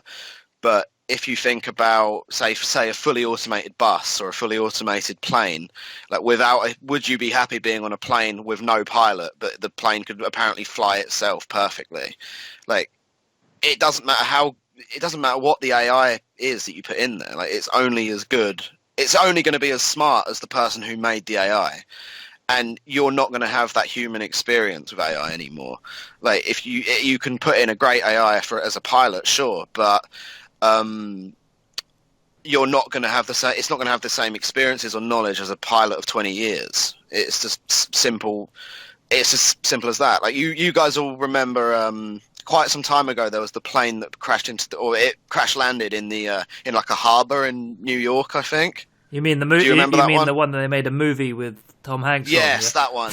Yes, that's it. Yeah, that's the Sully, right? Sure, I don't know, but either way, in reference to that, like, that was the human decision to go and take that crash landing, because like, the plane saying no, you have to land at the airport, fuel low, whatever, but the pilot knows that he won't make it to that airport. And he made the decision to go and save all of those people by landing on the water, which the AI couldn't have done on its own, realistically. Not in such a small space. It wouldn't have tried it. And all of this automation of all these processes and all of these jobs, it's the low-income jobs and the low-skill jobs that will be hit the hardest by something like this, because they'll be the ones that get automated first. They already are. But that comes back to the reliance on AI. Like, we rely on it so heavily now, and I joked earlier on about solar flares, but we've had them before, and like, we're likely going to have them again. Like, what happens when that happens and all of this AI is wiped out, or what happens when this AI gets so advanced it goes rogue? Like, would you be happy with a fully AI doctor, for example? It's go on. Well, funny enough, well, not funny enough, but interestingly enough, Microsoft released a video basically demonstrating how they're going to use AI and sort of Azure cloud-based technology to try and get better medical advancements. In short, I think what they were trying to do is find a way that they would traditionally edit code, but edit DNA code, and they basically using their like massive amount of resource and systems to be able to simulate, troubleshoot, and come up with patterns and behaviors that obviously indicate a headache or a tumor or something like that. And Chris, you just wanted to say something there? Yeah, I was just going to say we all know how good Microsoft AI is, don't we? Yeah. From their experiment on their Twitter, their Twitter AI they made that became incredibly racist, incredibly fast. Yeah. Oh, wow. I mean, that's and that comes back to it. There's a lot of good uses for AI, but it's just, would you let me ask all of you, would you be happy getting on a plane without a pilot, and would you be happy with a robot telling you all of these things, or would you rather have that human instinct, that human connection, if you will? My honest answer would probably be if I didn't know about it. I see. I think it depends. I think it depends on how much it works. Like if I got on a plane and there wasn't a pilot, but I knew 100,000 people before me had got on a plane about a pilot, it wouldn't be that big of a problem, would it? And these things are slow progression. Like we're not going to see, as soon as the AI is ready to do it, we're not going to see a pilot's plane straight away. You'll have years and years where a pilot basically sits on the plane, and you currently got the Tesla autopilot where they just sit there, do nothing, but they're just there in case of emergency. And then eventually, after 5-year period of this, you probably get planes where there aren't any pilots. But it's not going to be this fast progress, is it? It's going to be over a 5-year period, not overnight. No, exactly. But I mean, you say if 100,000 people sat in the plane before you, then what's to worry about? But millions of people sat in, say, Boeing's planes before everything that happened with the 737, but the 737 still went down. And and Boeing are meant to be aviation experts. They're meant to be top of their game. Just because a problem in the code, for example, may not be seen. It may only have a 1 in 10 million chance of actually happening, but the fact is it still can exist and it still can happen, no matter how. I tell you what else though has a bigger than 1 in 10 million chance of error, and that is people. People make a lot more mistakes than computers do. I bet there's been more human error plane crashes than there have been people crashes, and there's 100%. I know that there's been more car crashes by people than what there has even with the early adaptations of self-auto cars. Yeah, we can't. As soon as we cross this a line where it becomes safer to use computers than people, I'll be fine using computers. People make mistakes all the time. Isn't there something a ridiculously high percentage of 12% of people that get surgery who died because of a surgeon's mistake? Yeah, these are incredible numbers of people. There's thousands of people dying every day because of human error car crashes. I think it's But until machines can have experiences, you're always going to have to rely on humans. That's the thing. That's exactly what I mean. There's always that human experience.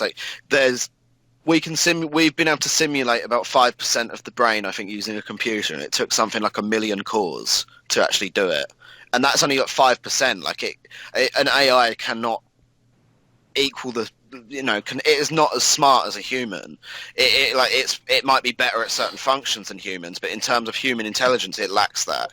It lacks the ability to feel and to an AI doesn't have a gut feeling, and a gut feeling isn't always right. I'm not saying that, but in those moments, your true instinct and your focus really comes out, and that's, for example, is what has saved so many people in crash landings because pilots have made that split-second decision to say, right, I need to land now or it's never, and an AI there's not much chance an AI would be able to do that, because if an AI is set for a path and it looks down and it says, look, there's nowhere I can really land here, I can't force a landing, it's too dangerous, it could end in complete disaster.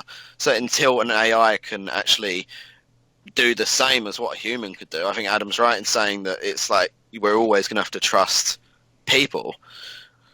So I don't think we can be done away with people of certain professions just because an AI might be able to do it better. Like we need to be really careful with it, because that's like, I think that's how some sort of downfall would start, to be completely honest. And I still think it's the same as well, like when you mentioned low-skilled jobs. I think even if you replace a fleet of, let's say, labourers moving boxes into some van, you still need somebody to keep an eye on it, and you always will. Exactly.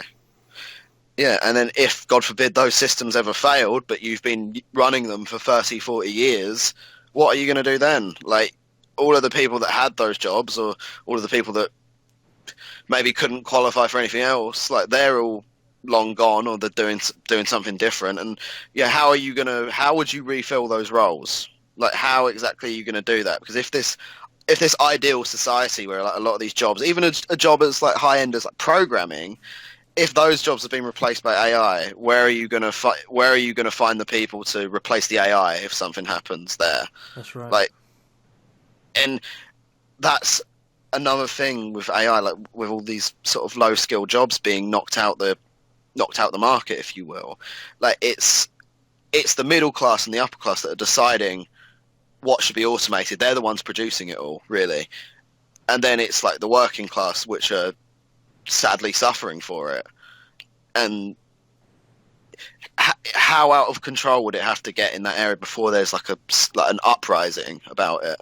Like, if they automated all of these jobs, there would be an uprising, because there'd be people that would lose their homes. There'd be people that would lose everything and can't find work anywhere else. It would be very dystopian almost, I feel.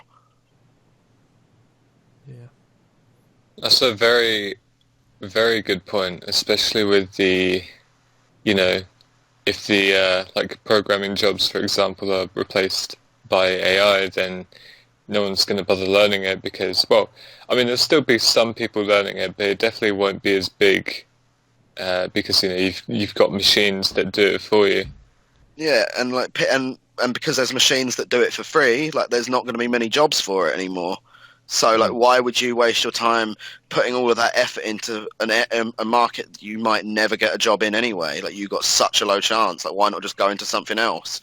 Like, that's what could happen if this flawless AI continued for decades and then suddenly went wrong. Shit would just hit the fan. Alexa, build me a variable that when the catch exception executes, it updates. When we get to that point where we can get these smart services and things like that to build things based on previous code compiles and things like that, it's. I think the idea of AI is more scarier than the reality. A lot. I think I've said a similar thing earlier on. I can't remember what it was about though, but I think the idea of these robots are going to learn how to drive cars and have a consciousness is science fiction for a reason. But I think we'll get pretty close. We've got people like the guy who actually this article is based on. I'm not going to butcher the name, but it's spelt Jan Tallinn, I guess, and he's the Skype Jan Tallinn. Yeah, Jan Tallinn. He's the Skype co-founder, right? And he's concerned about AI control. This is a company that had petabytes of human voice data that obviously now Microsoft owns, so rest in peace. Anyway, we won't talk about that, but this is a guy that knows large data sets and is aware of possible abuses of power with it, or at least dangerous uses of it. And, if people like him are concerned, should we be? Or should we be thinking, he's just thinking worst case because he knows the technology? I think personally, common sense will prevail. Like a lot of these things, it'll only take a few dozen Teslas to crash because a self-drive went wrong, one plane to crash because of an AI fault, for people to not trust it and be like, actually, remember what happened here. Humans remember a lot. They do. I mean, another thing Yeah, I think you're right. I think if something did go wrong, you're right, people would lose trust completely, and it would be a long time before that trust could ever be rebuilt, and there's a big chance that it just wouldn't be. The other concern with AI programs like that, which I forgot to mention actually, is you've got to keep in mind when these AIs are made, you obviously have the programmer bias, which is sadly not really something you can work around because everyone grows up with some sort of bias or some sort of belief that is very different to someone else's, right? So moving on, basically, let's say they program this bias. You suddenly now have programs that don't like women as much as they like men. They value, white people over people of color, for example. It's like that's a danger with even AI today, like not sort of AI driving cars and flying planes, just general artificial intelligence that controls any sort of like data, if you will. And think about policing. Like I think there's already a system I think there is some sort of system in place that's predictive. But imagine in the future, based on the area you live in. So you're in a low income area and you're from a high crime area. Like, what about this predictive technology that they could use in that department? Like, what if you were pinned as like the most likely criminal, the most likely fit for it? It's once again you have to be careful you don't cross the line between reality and science fiction. But like, some of this stuff isn't too far away from actually being a reality from what I've seen. Like, and it's quite scary when you think of it like that, because it could,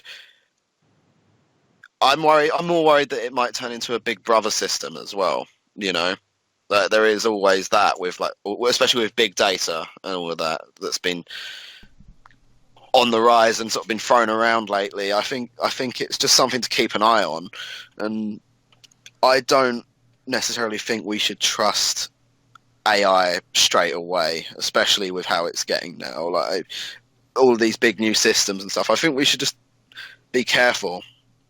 Yeah, that's just my view on it. I think that's most people's view, to be honest. I think they're like, it's great in theory, but let's not get carried away. Yeah, exactly. 100%. Yeah, I do agree. I would say it's a possibility that it could destroy humanity if we don't basically don't monitor it or don't make the right decisions. I mean, back to what Chris was saying with human error, that's also, a very big possibility which can cause such a thing. I mean, we've all seen Terminator, or the Terminator films, and I don't think it's. I think it's fair to say that it is a possibility, something like that, if we don't monitor it or give it, the right amount of control, as it were. But again, I suppose in some ways, you never know if such a thing will happen, or if somebody comes along and thinks, you know what, I want this to be the case. I want to give it like this amount of control. Do government laws or other things have to come in place in order to, police it, as it were? I don't know. But, pretty much like my previous, statements, it can be used obviously for good and bad. But I would say, as long as we don't, give it a massive amount of control, e.g., lots of infrastructure, weapons, things like that, I think we should be okay. Yeah, I think most people in here agree with that. Anyone have any other additional thoughts they want to add?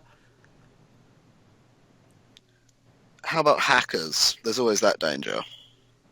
Like, hackers with this AI, I mean, like, even if the AI doesn't go rogue on its own, there's nothing stopping someone with the right skill set from, like, say, hacking the autopilot of a plane. Like, there is also that. That's true, yeah, but I suppose any system can be abused, right? And reverse engineered to try and, I don't know, cause abuse or chaos.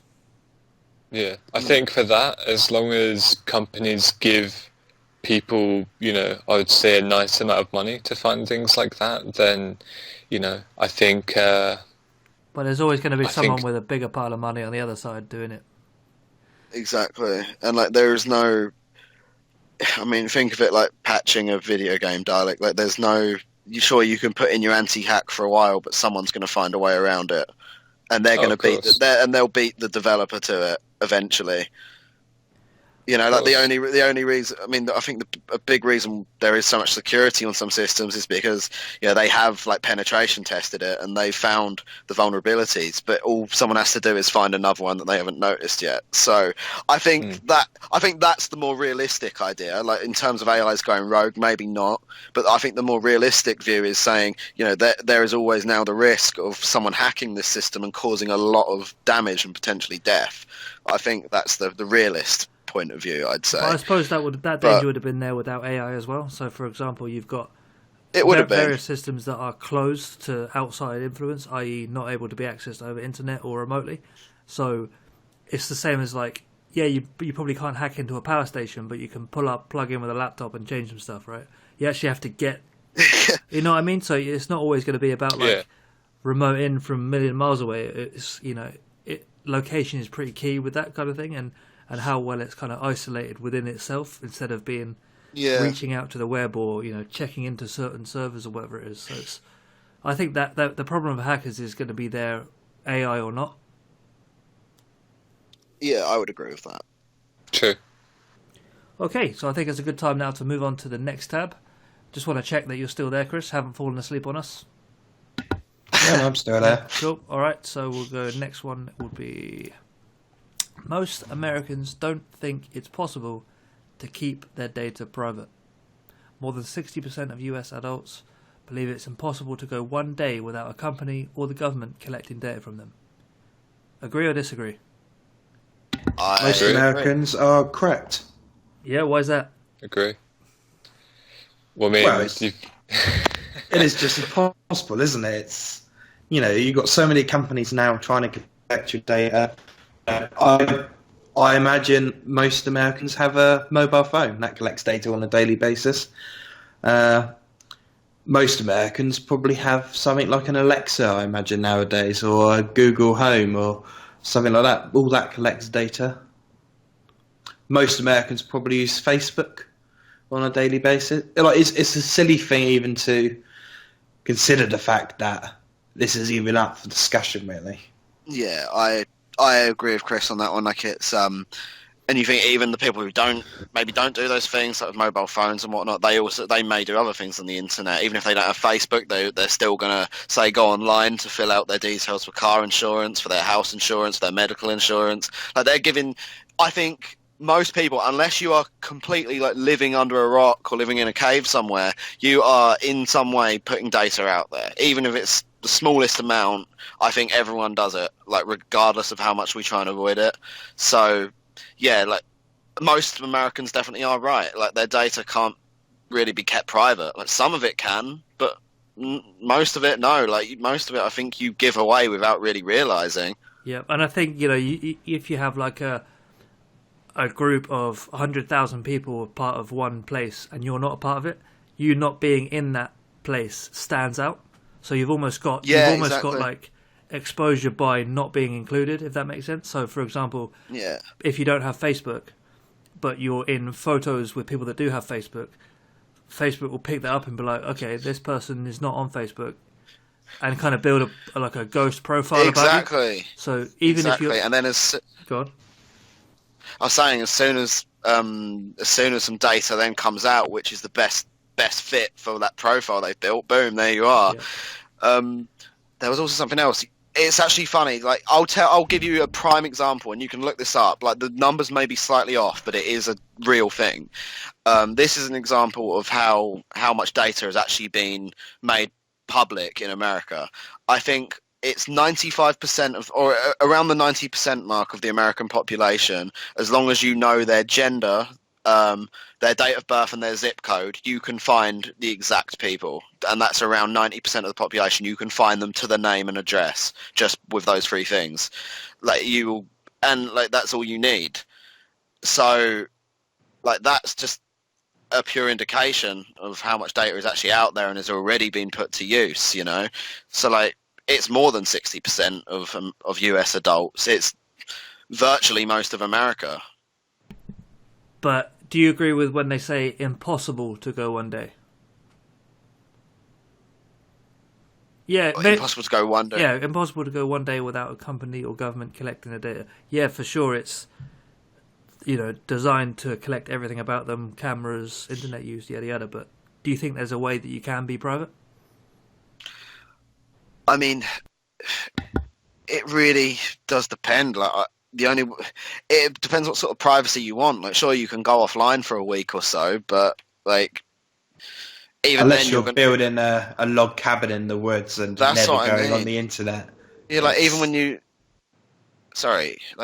go outside, like even if you're not on the internet, you're still you're still withdrawing money from your bank account, you're still paying bills, you're still buying dinner or whatever. That you're still doing something that's connected on the big Internet of Things, which someone gets a hold of.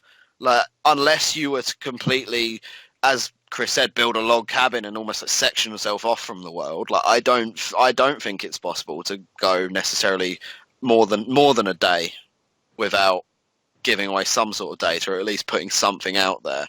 And Chris, I'm not sure if you were going to say something else, so if you were, please do. And I'm sorry if I cut you off. Yeah, it's one of the things that isn't, it's just impossible not to have. It's not a bad thing though, like the exchange of data and this, it's the sort of thing you have to. It's just how the world works now. It's how the world's moved on. As he said, like the banking system is all based of us giving them data and the data being moved from bank to bank. It's just the world we live in now. And as you said earlier, Adam, if 100,000 people use Facebook in your community, you've got to use Facebook as well. It's just how the world works. We all got to be connected. Yeah, and I mean, you could argue it from the other side, though.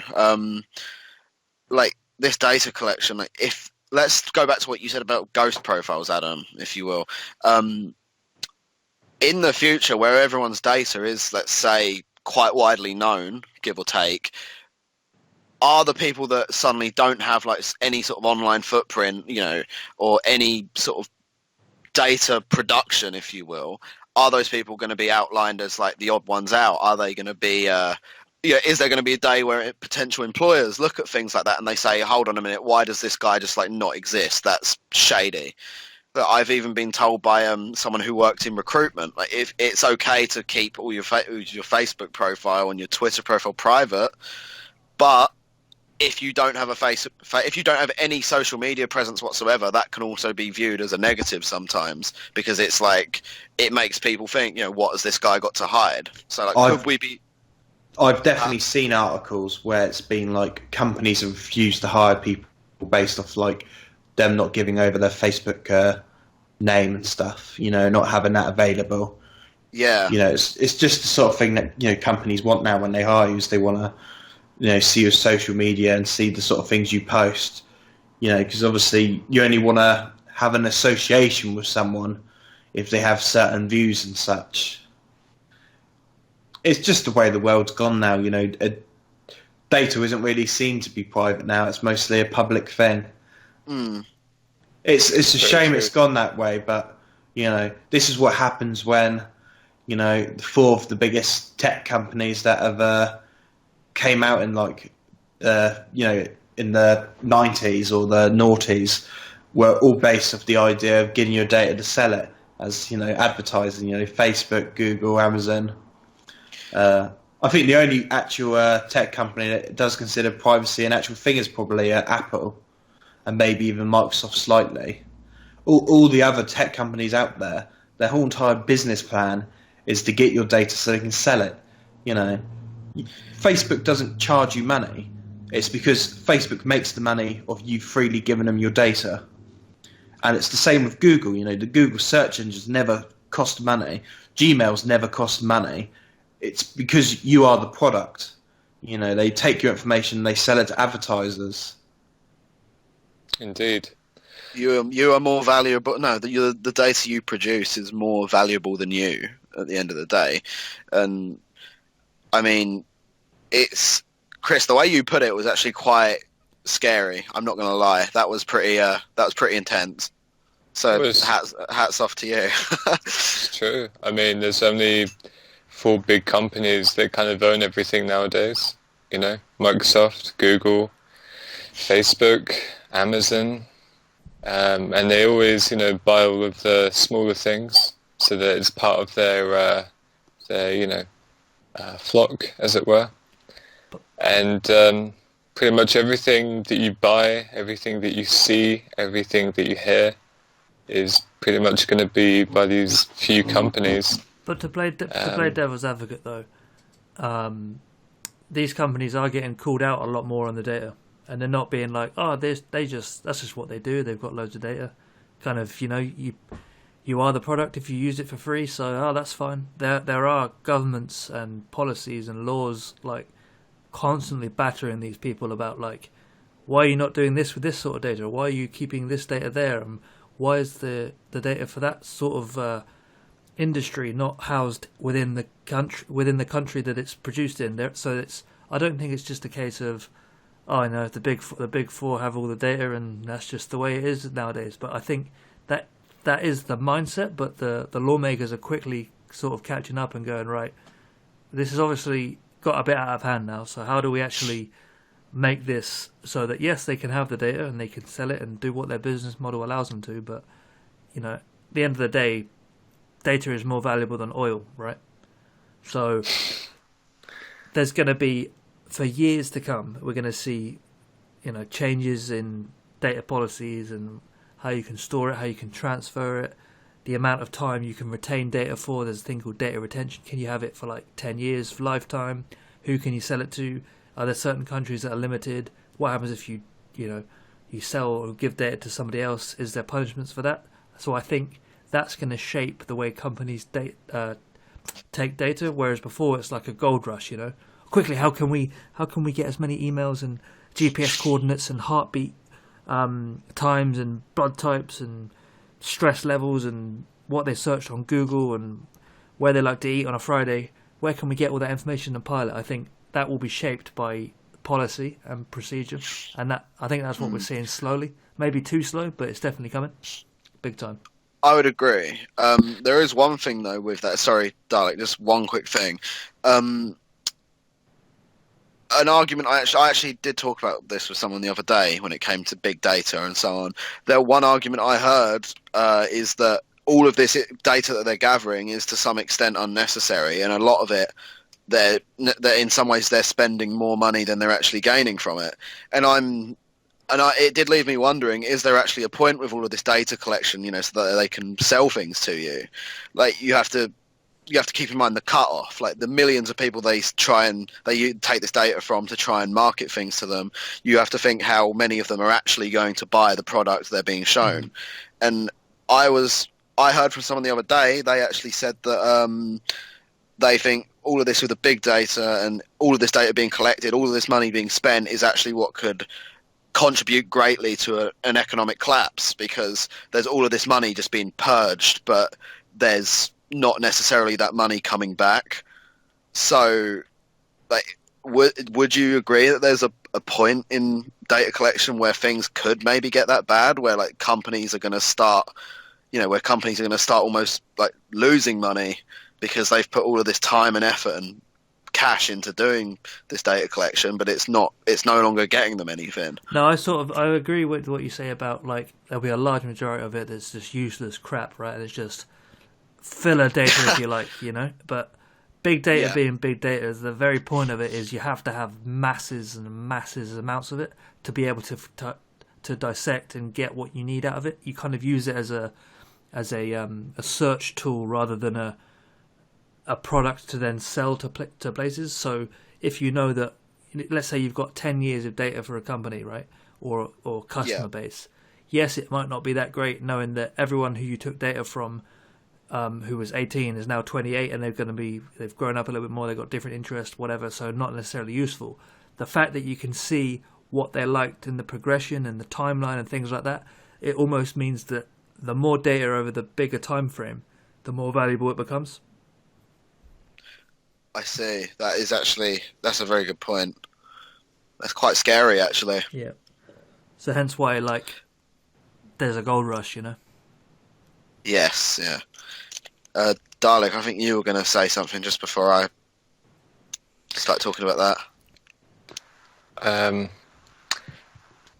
I don't know what I was going to say specifically, but I guess what I would say to kind of end this topic is that, you know, whilst big data is of course useful, and privacy does get traded for convenience, I still think it's a very important question to ask yourself at the end of the day.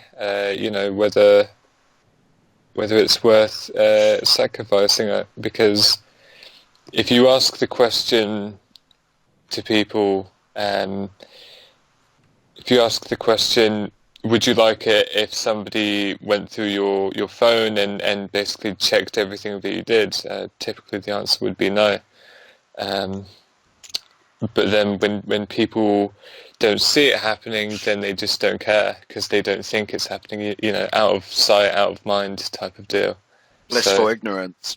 Yeah, pretty much. So I think, you know, I think if people saw what was happening to all of this data, I think people would be pretty shocked.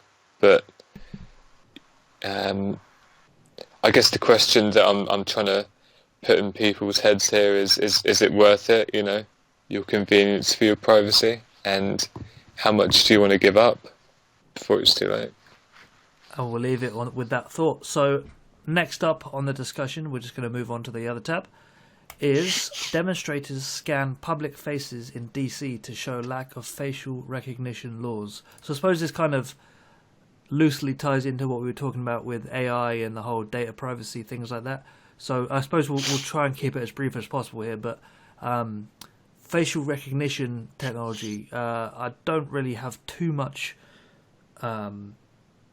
many opinions on this. I mean, we've seen the extremes of things in countries that kind of take loads of pictures and live video of people and use that to identify, and we've also seen, you know, what if they had more systems in place? I mean, obviously laws are needed for this, but to what extent? Indeed, there was a face. I mean, this is obviously a different country, but there was a face scanning like police van in I think it was, I can't remember if it was London or somewhere else. I think it was somewhere else in England. Okay. But the reactions were quite interesting because, you know, a lot of people were kind of, you know, wearing hoodies and things like that. And the police were like, oh yeah, can you show us your face? And you know, obviously the guy wasn't a criminal or anything like that, but he was pretty pissed off that he had to, you know, basically show his face and get questioned by police. So, you know, that's an interesting kind of an experiment right there. You know, do we want police doing such a thing? You know, because obviously facial recognition can make a mistake, and then obviously you could be detained or arrested wrongfully for, you know, looking too similar to someone else. And then you've also got, as well as a bit of a kind of off topic, you've got the surveillance cameraman videos where a guy basically takes a camera and puts it in people's faces, and people get pissed off. You know, because he's literally directly in front of them, you know, doing it. But, you know, we go past cameras every day, but no one really cares or thinks about it. So whether this will be the same thing in, you know, facial recognition cameras and things like that, you know, who knows? But it is a very, very interesting idea. And it's nice that they're kind of, I guess, within this article, trying to get things put in place to stop abuse. So do you think people should be informed when they're using facial recognition technology, or do you think it should be expected as the norm? Well, it's used already. I mean, Google recently implemented it into their Photos app, where you can recognize certain people, so you can search for them easier.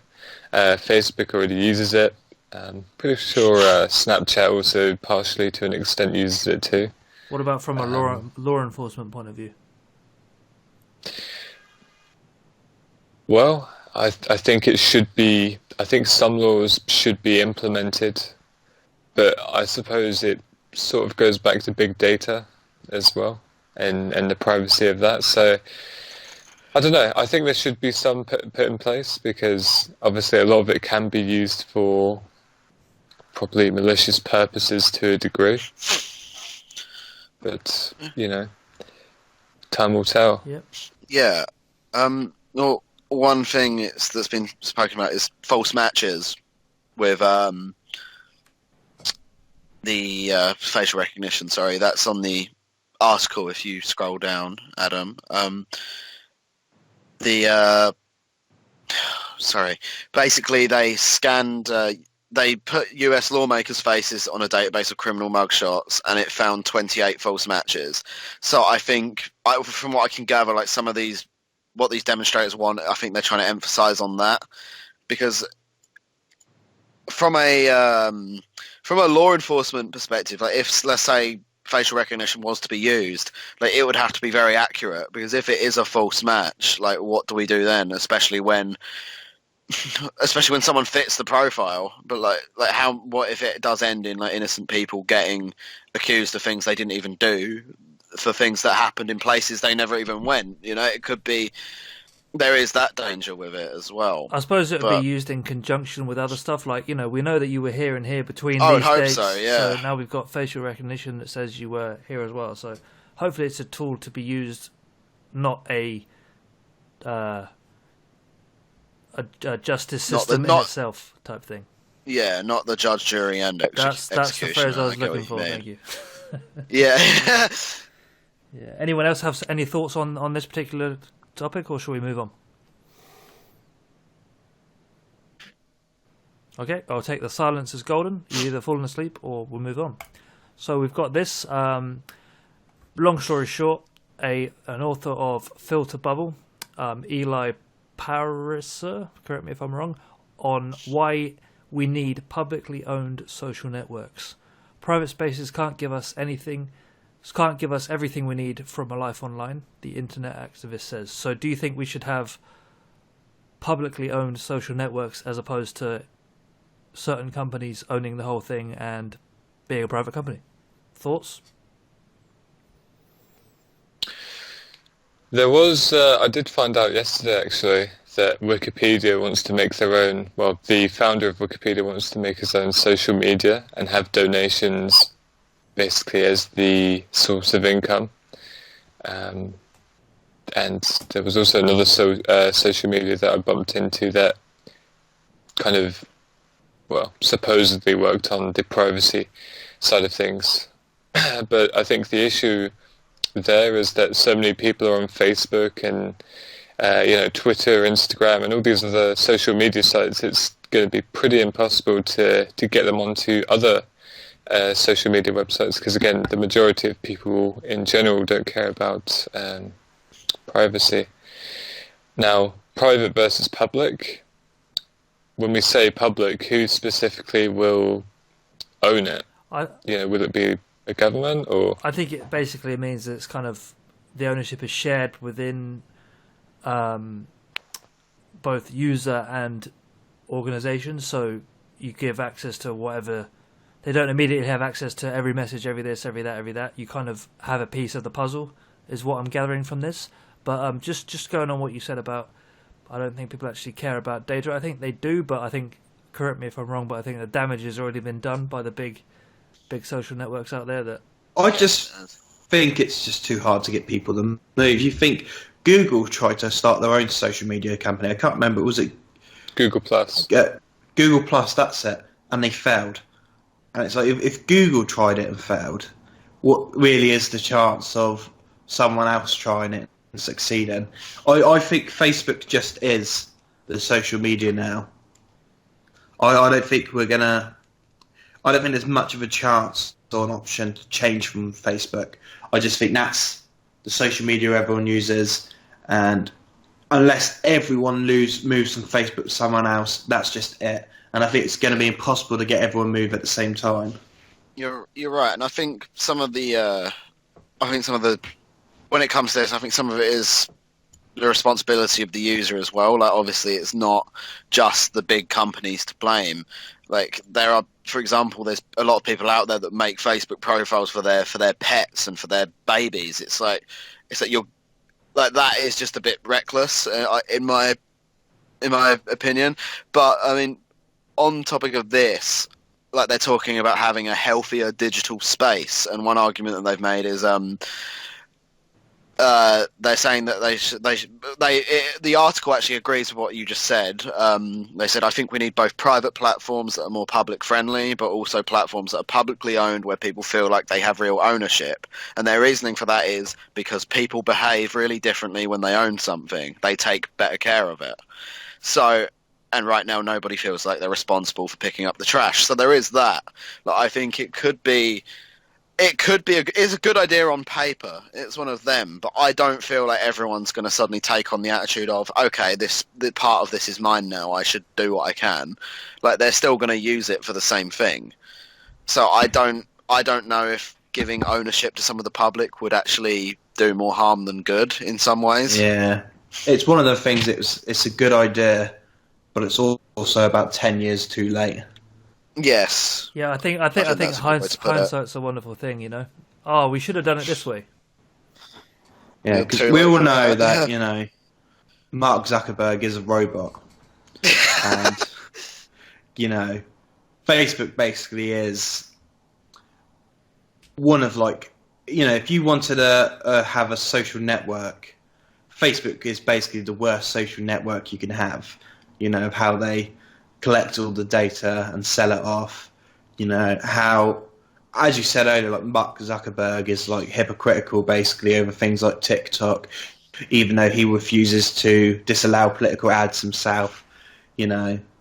Yeah. It's generally angering that Facebook happened to be the social media that won out.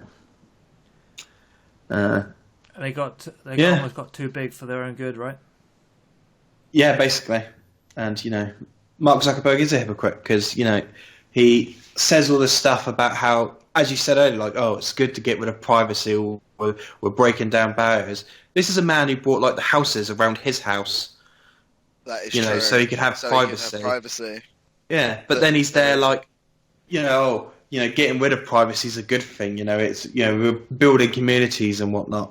The guy's a hypocrite. That is a very good point. That's like some very bitter irony in that. Yeah. The only man I disrespect more than Mark Zuckerberg is that John Carmack character. And, you know, and his hatred of humanity. That's it. Oh dear. Right. So, well, you know, actually, never mind. I was going to ask, like, what do you think of, and what do you think? Like, do you think there are, like, a lot of risks with the public actually owning, like, social, like, parts of a social network like that? Because, like, I mean, I think, to me, it depends how much control they had over things. Like, shit could go wrong very quickly. Yeah, I think I sort of think of it like a government or a governing body or a leadership thing. If you start to give people too much input of, like, you know, I've got to choose my words carefully here, but if there's too many people getting involved, it's going to end in a shit show, right? So, for example, if you've got a group of 10 people that are the leaders of a company, but then 100 people come in and start going, but what about this, what about that, what about this? Yes, publicly owned things is more dynamic and more fair to everyone, but then it's kind of like... You run in circles a lot. Let it be run in its particular way, and if they don't agree, jump ship. That should be what the, like, free market's all about, right? Not, oh, I like it, but I don't like this, and then it changes for you, and then someone else changes it. Da, da, da, da. People dictate. Yeah, right? You have to keep in mind, like, all of that 100 people outside of the board of directors, you know, they're going to have their own ideas and their own perfect vision for it.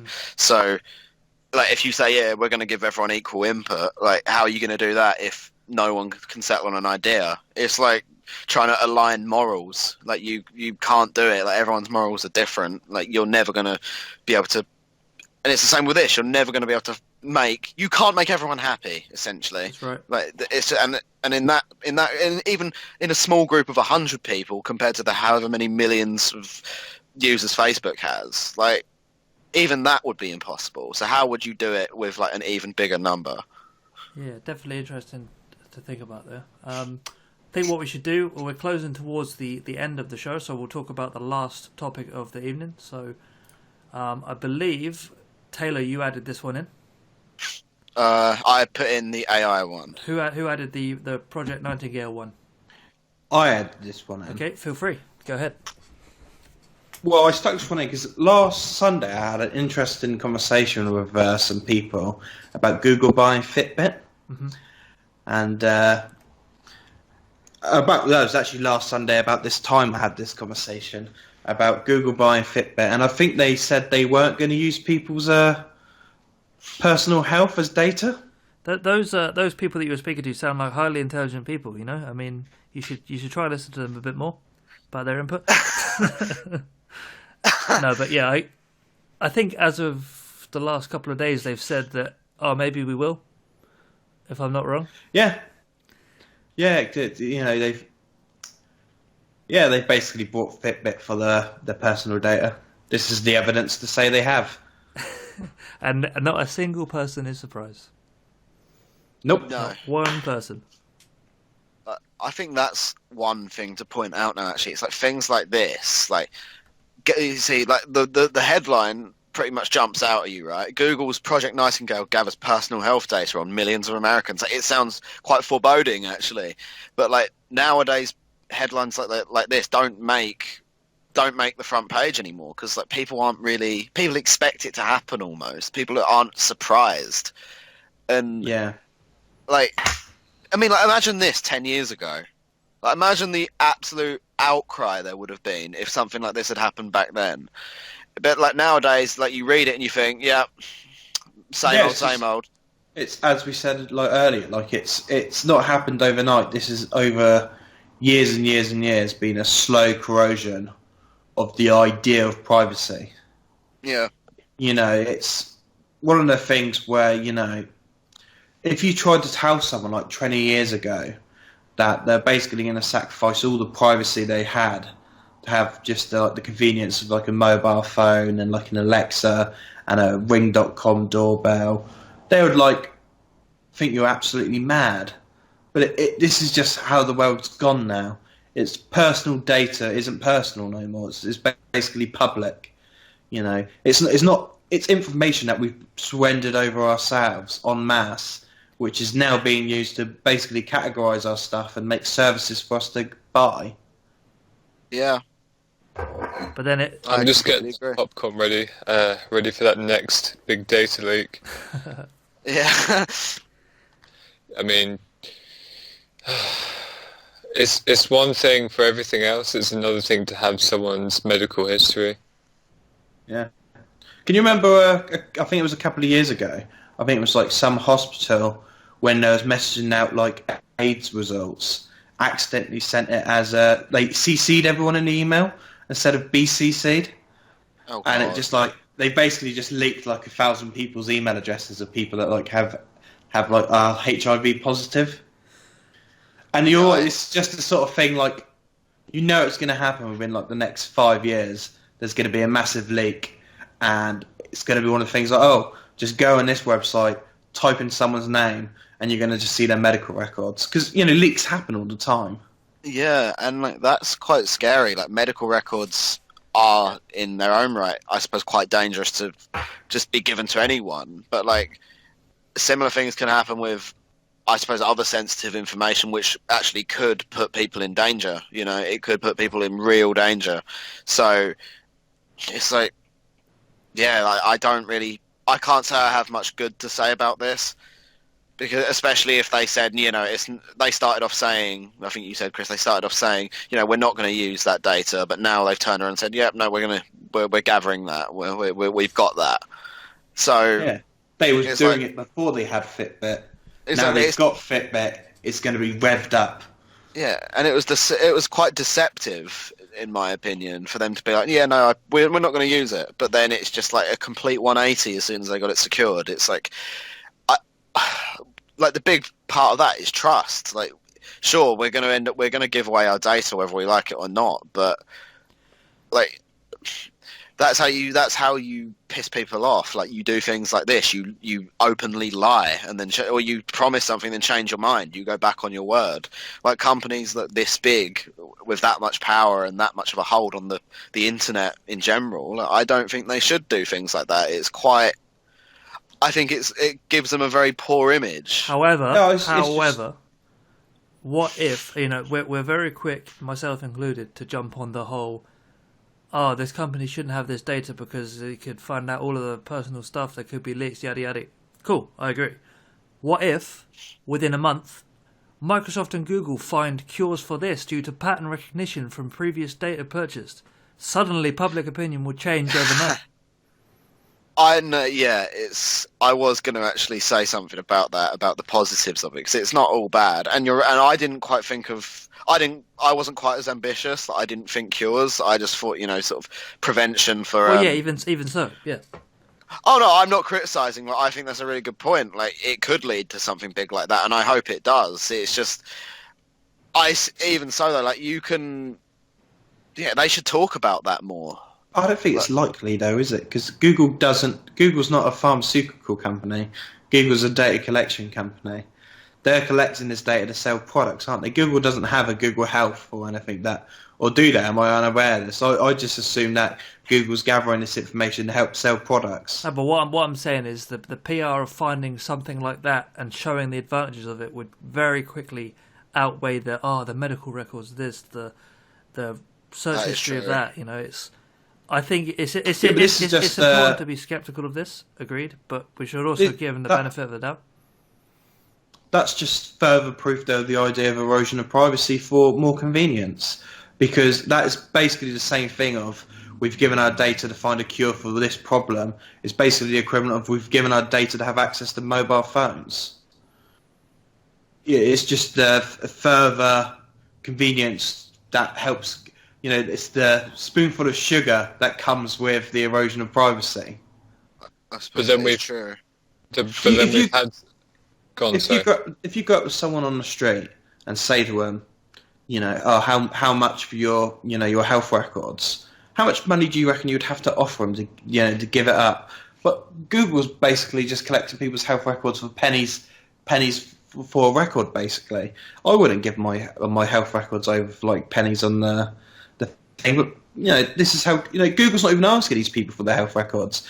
They're buying the data from other organisations that collect it. Yeah, and I suppose you have to keep in mind that when the people that gave the data to that other company, they obviously gave their consent to give that data to them, but obviously they probably didn't see Google coming in and buying out the company and then therefore inheriting all of that data, So there's also that. Is it even really consent when I imagine these conversations basically went, oh, I need insurance. Oh yes, you can have insurance, but we also have the right to the data. Like, is that really consent? If you have to have insurance, don't you? If you live in America, basically, to have access to the medical thing. So is it really? It feels a bit like it's being leveraged against you. Yeah, I do. I am quite on board with you on that one, actually. Like, I do agree that with this data collection, despite personal responsibility, sometimes it's almost like you're being put between a rock and a hard place with it. Like, if you don't, it's like with any app on your phone, for example. Like, if you don't agree to the terms and services, you don't agree to their whatever data collection they want to do, chances are you're not going to be allowed to use that app. They'll say, sorry, you can change your permissions in your phone settings.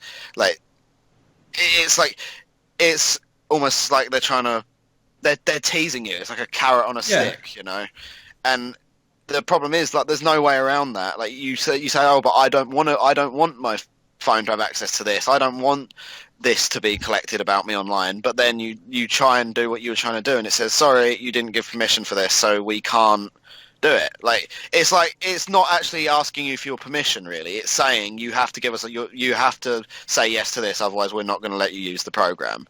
It's held against you, or in a way, and I think that is very manipulative of the situation. But I mean, you could, at the same time, you can argue how else are they going to collect it? Like, because if people had the choice to not give all of that away, why would they? So are we saying it's potentially, with the right governance and the right legislations, it's a necessary evil? In some ways, I would argue yes. Like, I think big data is this is responsible for more than just like privacy. It's going to have a big hand in the development of future technologies and AI, and maybe even, these machines, any sort of machine that can focus around health. Like, you never know, it might even be the next step in producing the first 100% accurate AI robot, not AI robot, AI doctor. Sorry, like you never really know where it will lead. It's just, so in a way, it is a necessary evil. It's just, it's been forced. It's been made necessary by the people who created it, though. That's what I'm saying. Like, it's not something we chose to allow. Like, it's sort of like Chris said, it's sort of been like a very slow burning thing, and now we're at a point where we can't really do anything about it. But we're not the ones who forced it to that point. Like 10, 20 years ago, I don't think we really knew how big it could really get. Like 10, 20 years ago, I'm sure if you said, in the future, all these people are going to collect all of this and all of that, the chances are that person will turn around and say, no, that I'd never give them all of that. But that's where we are now. Speaking of that's where we are now, we've reached the end of the show. Thank you very much for listening. If you've made it almost 3 hours, or maybe even 3 hours, depending on. But I'd just like to thank Chris, Dalek, and Taylor. Thank you guys for joining me on a Sunday morning, your time.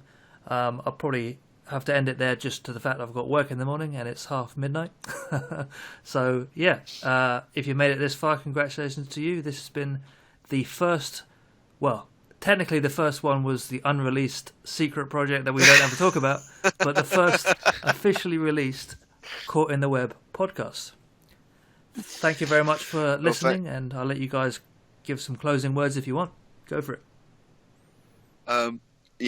Closing words from me. That whoever is listening, if you made it this far, thank you. I'm glad that you find us all that interesting. I'll say that much. And obviously, Adam, thanks for the invite as well. That's fine. You're more than welcome. So, to be honest, there's not really a at the moment we're aiming to do this. When did you guys feel that we should be doing this? I was under the impression either every week or two, but I suppose it depends on timing and what people want to do, and if you get bored and such and such. But I'm happy to do this every week, every two. What works for you guys? Probably. If we do it every 2 weeks, we'll probably be too lazy. If we do it every week, then it's more consistent. Okay. Does that work for you as well, Chris and Taylor? Sure. Yeah, that's fine for me. In that case, I will see you guys next week. Brilliant. Right. See you later. Thanks for listening. No problem. Thanks for listening, and good to talk to you guys. Cheers. Jeffrey Epstein was killed.